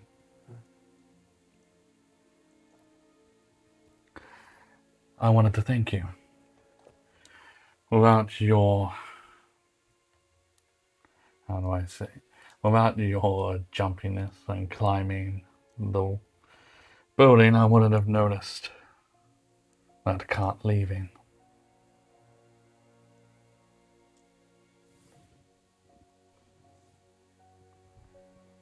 Why are you after him? Seems like you're not on good terms with him. Correct? I can neither deny or confirm. Sakir is... He's not weak. He is strong, but what made him powerful was the place he left, the order that he has made, and he needed to disappear. I wanted that to be my job, and now he is gone out of my grasp as I finally got somewhere close to figuring out what I was supposed to do. I don't give up that easily, and you seem like you either have the same amount of hatred or some weird connection towards him that made you instantly leave a battlefield to look. Do you want him dead?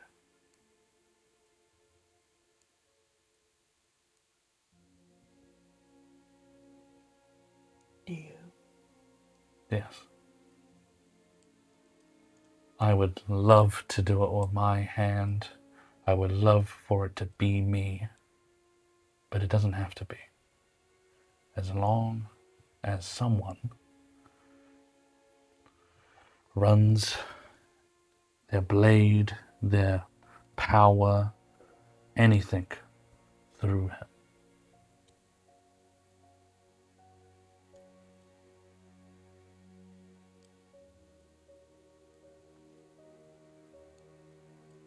Then I guess you have to see for yourself. Azrael looks at your dagger. If you ever feel like it, you could be the thing that drives through him. The You'll go back. Sit down. Any other moments here under the moonlight? Or is everyone resting? As restful as can be after the night you've had, and not particularly far enough from town here. As they see it just stares out of the window, presumably, of this carriage. Yeah. Just stares off into the distance. I just watch everyone. And an hour or so passes as those that need rest are able to get it. But getting a proper rest on the roads here in Roltaria is going to be a near impossible task. So until you find a bed and a roof, a short rest is probably about the best you can do.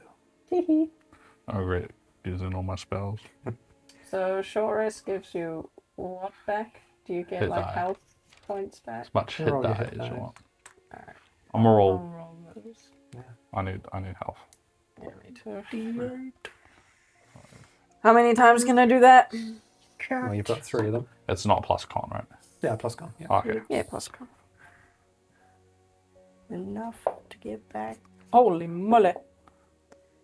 It's Yeah, do 4, 2 and I'm at max. 14. I'll do another one. Did 1. Okay. 1. Fuck, I don't get Yeah, sorcery that points also back. puts me back to full. All right. With 1 hit die to spare.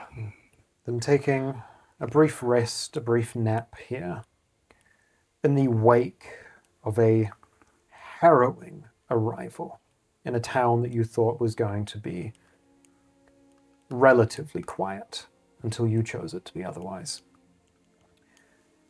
Factions that you were not expecting to see, combat that you were not expecting to face, and some threat that is looming over possibly every town you are going to visit in the coming days.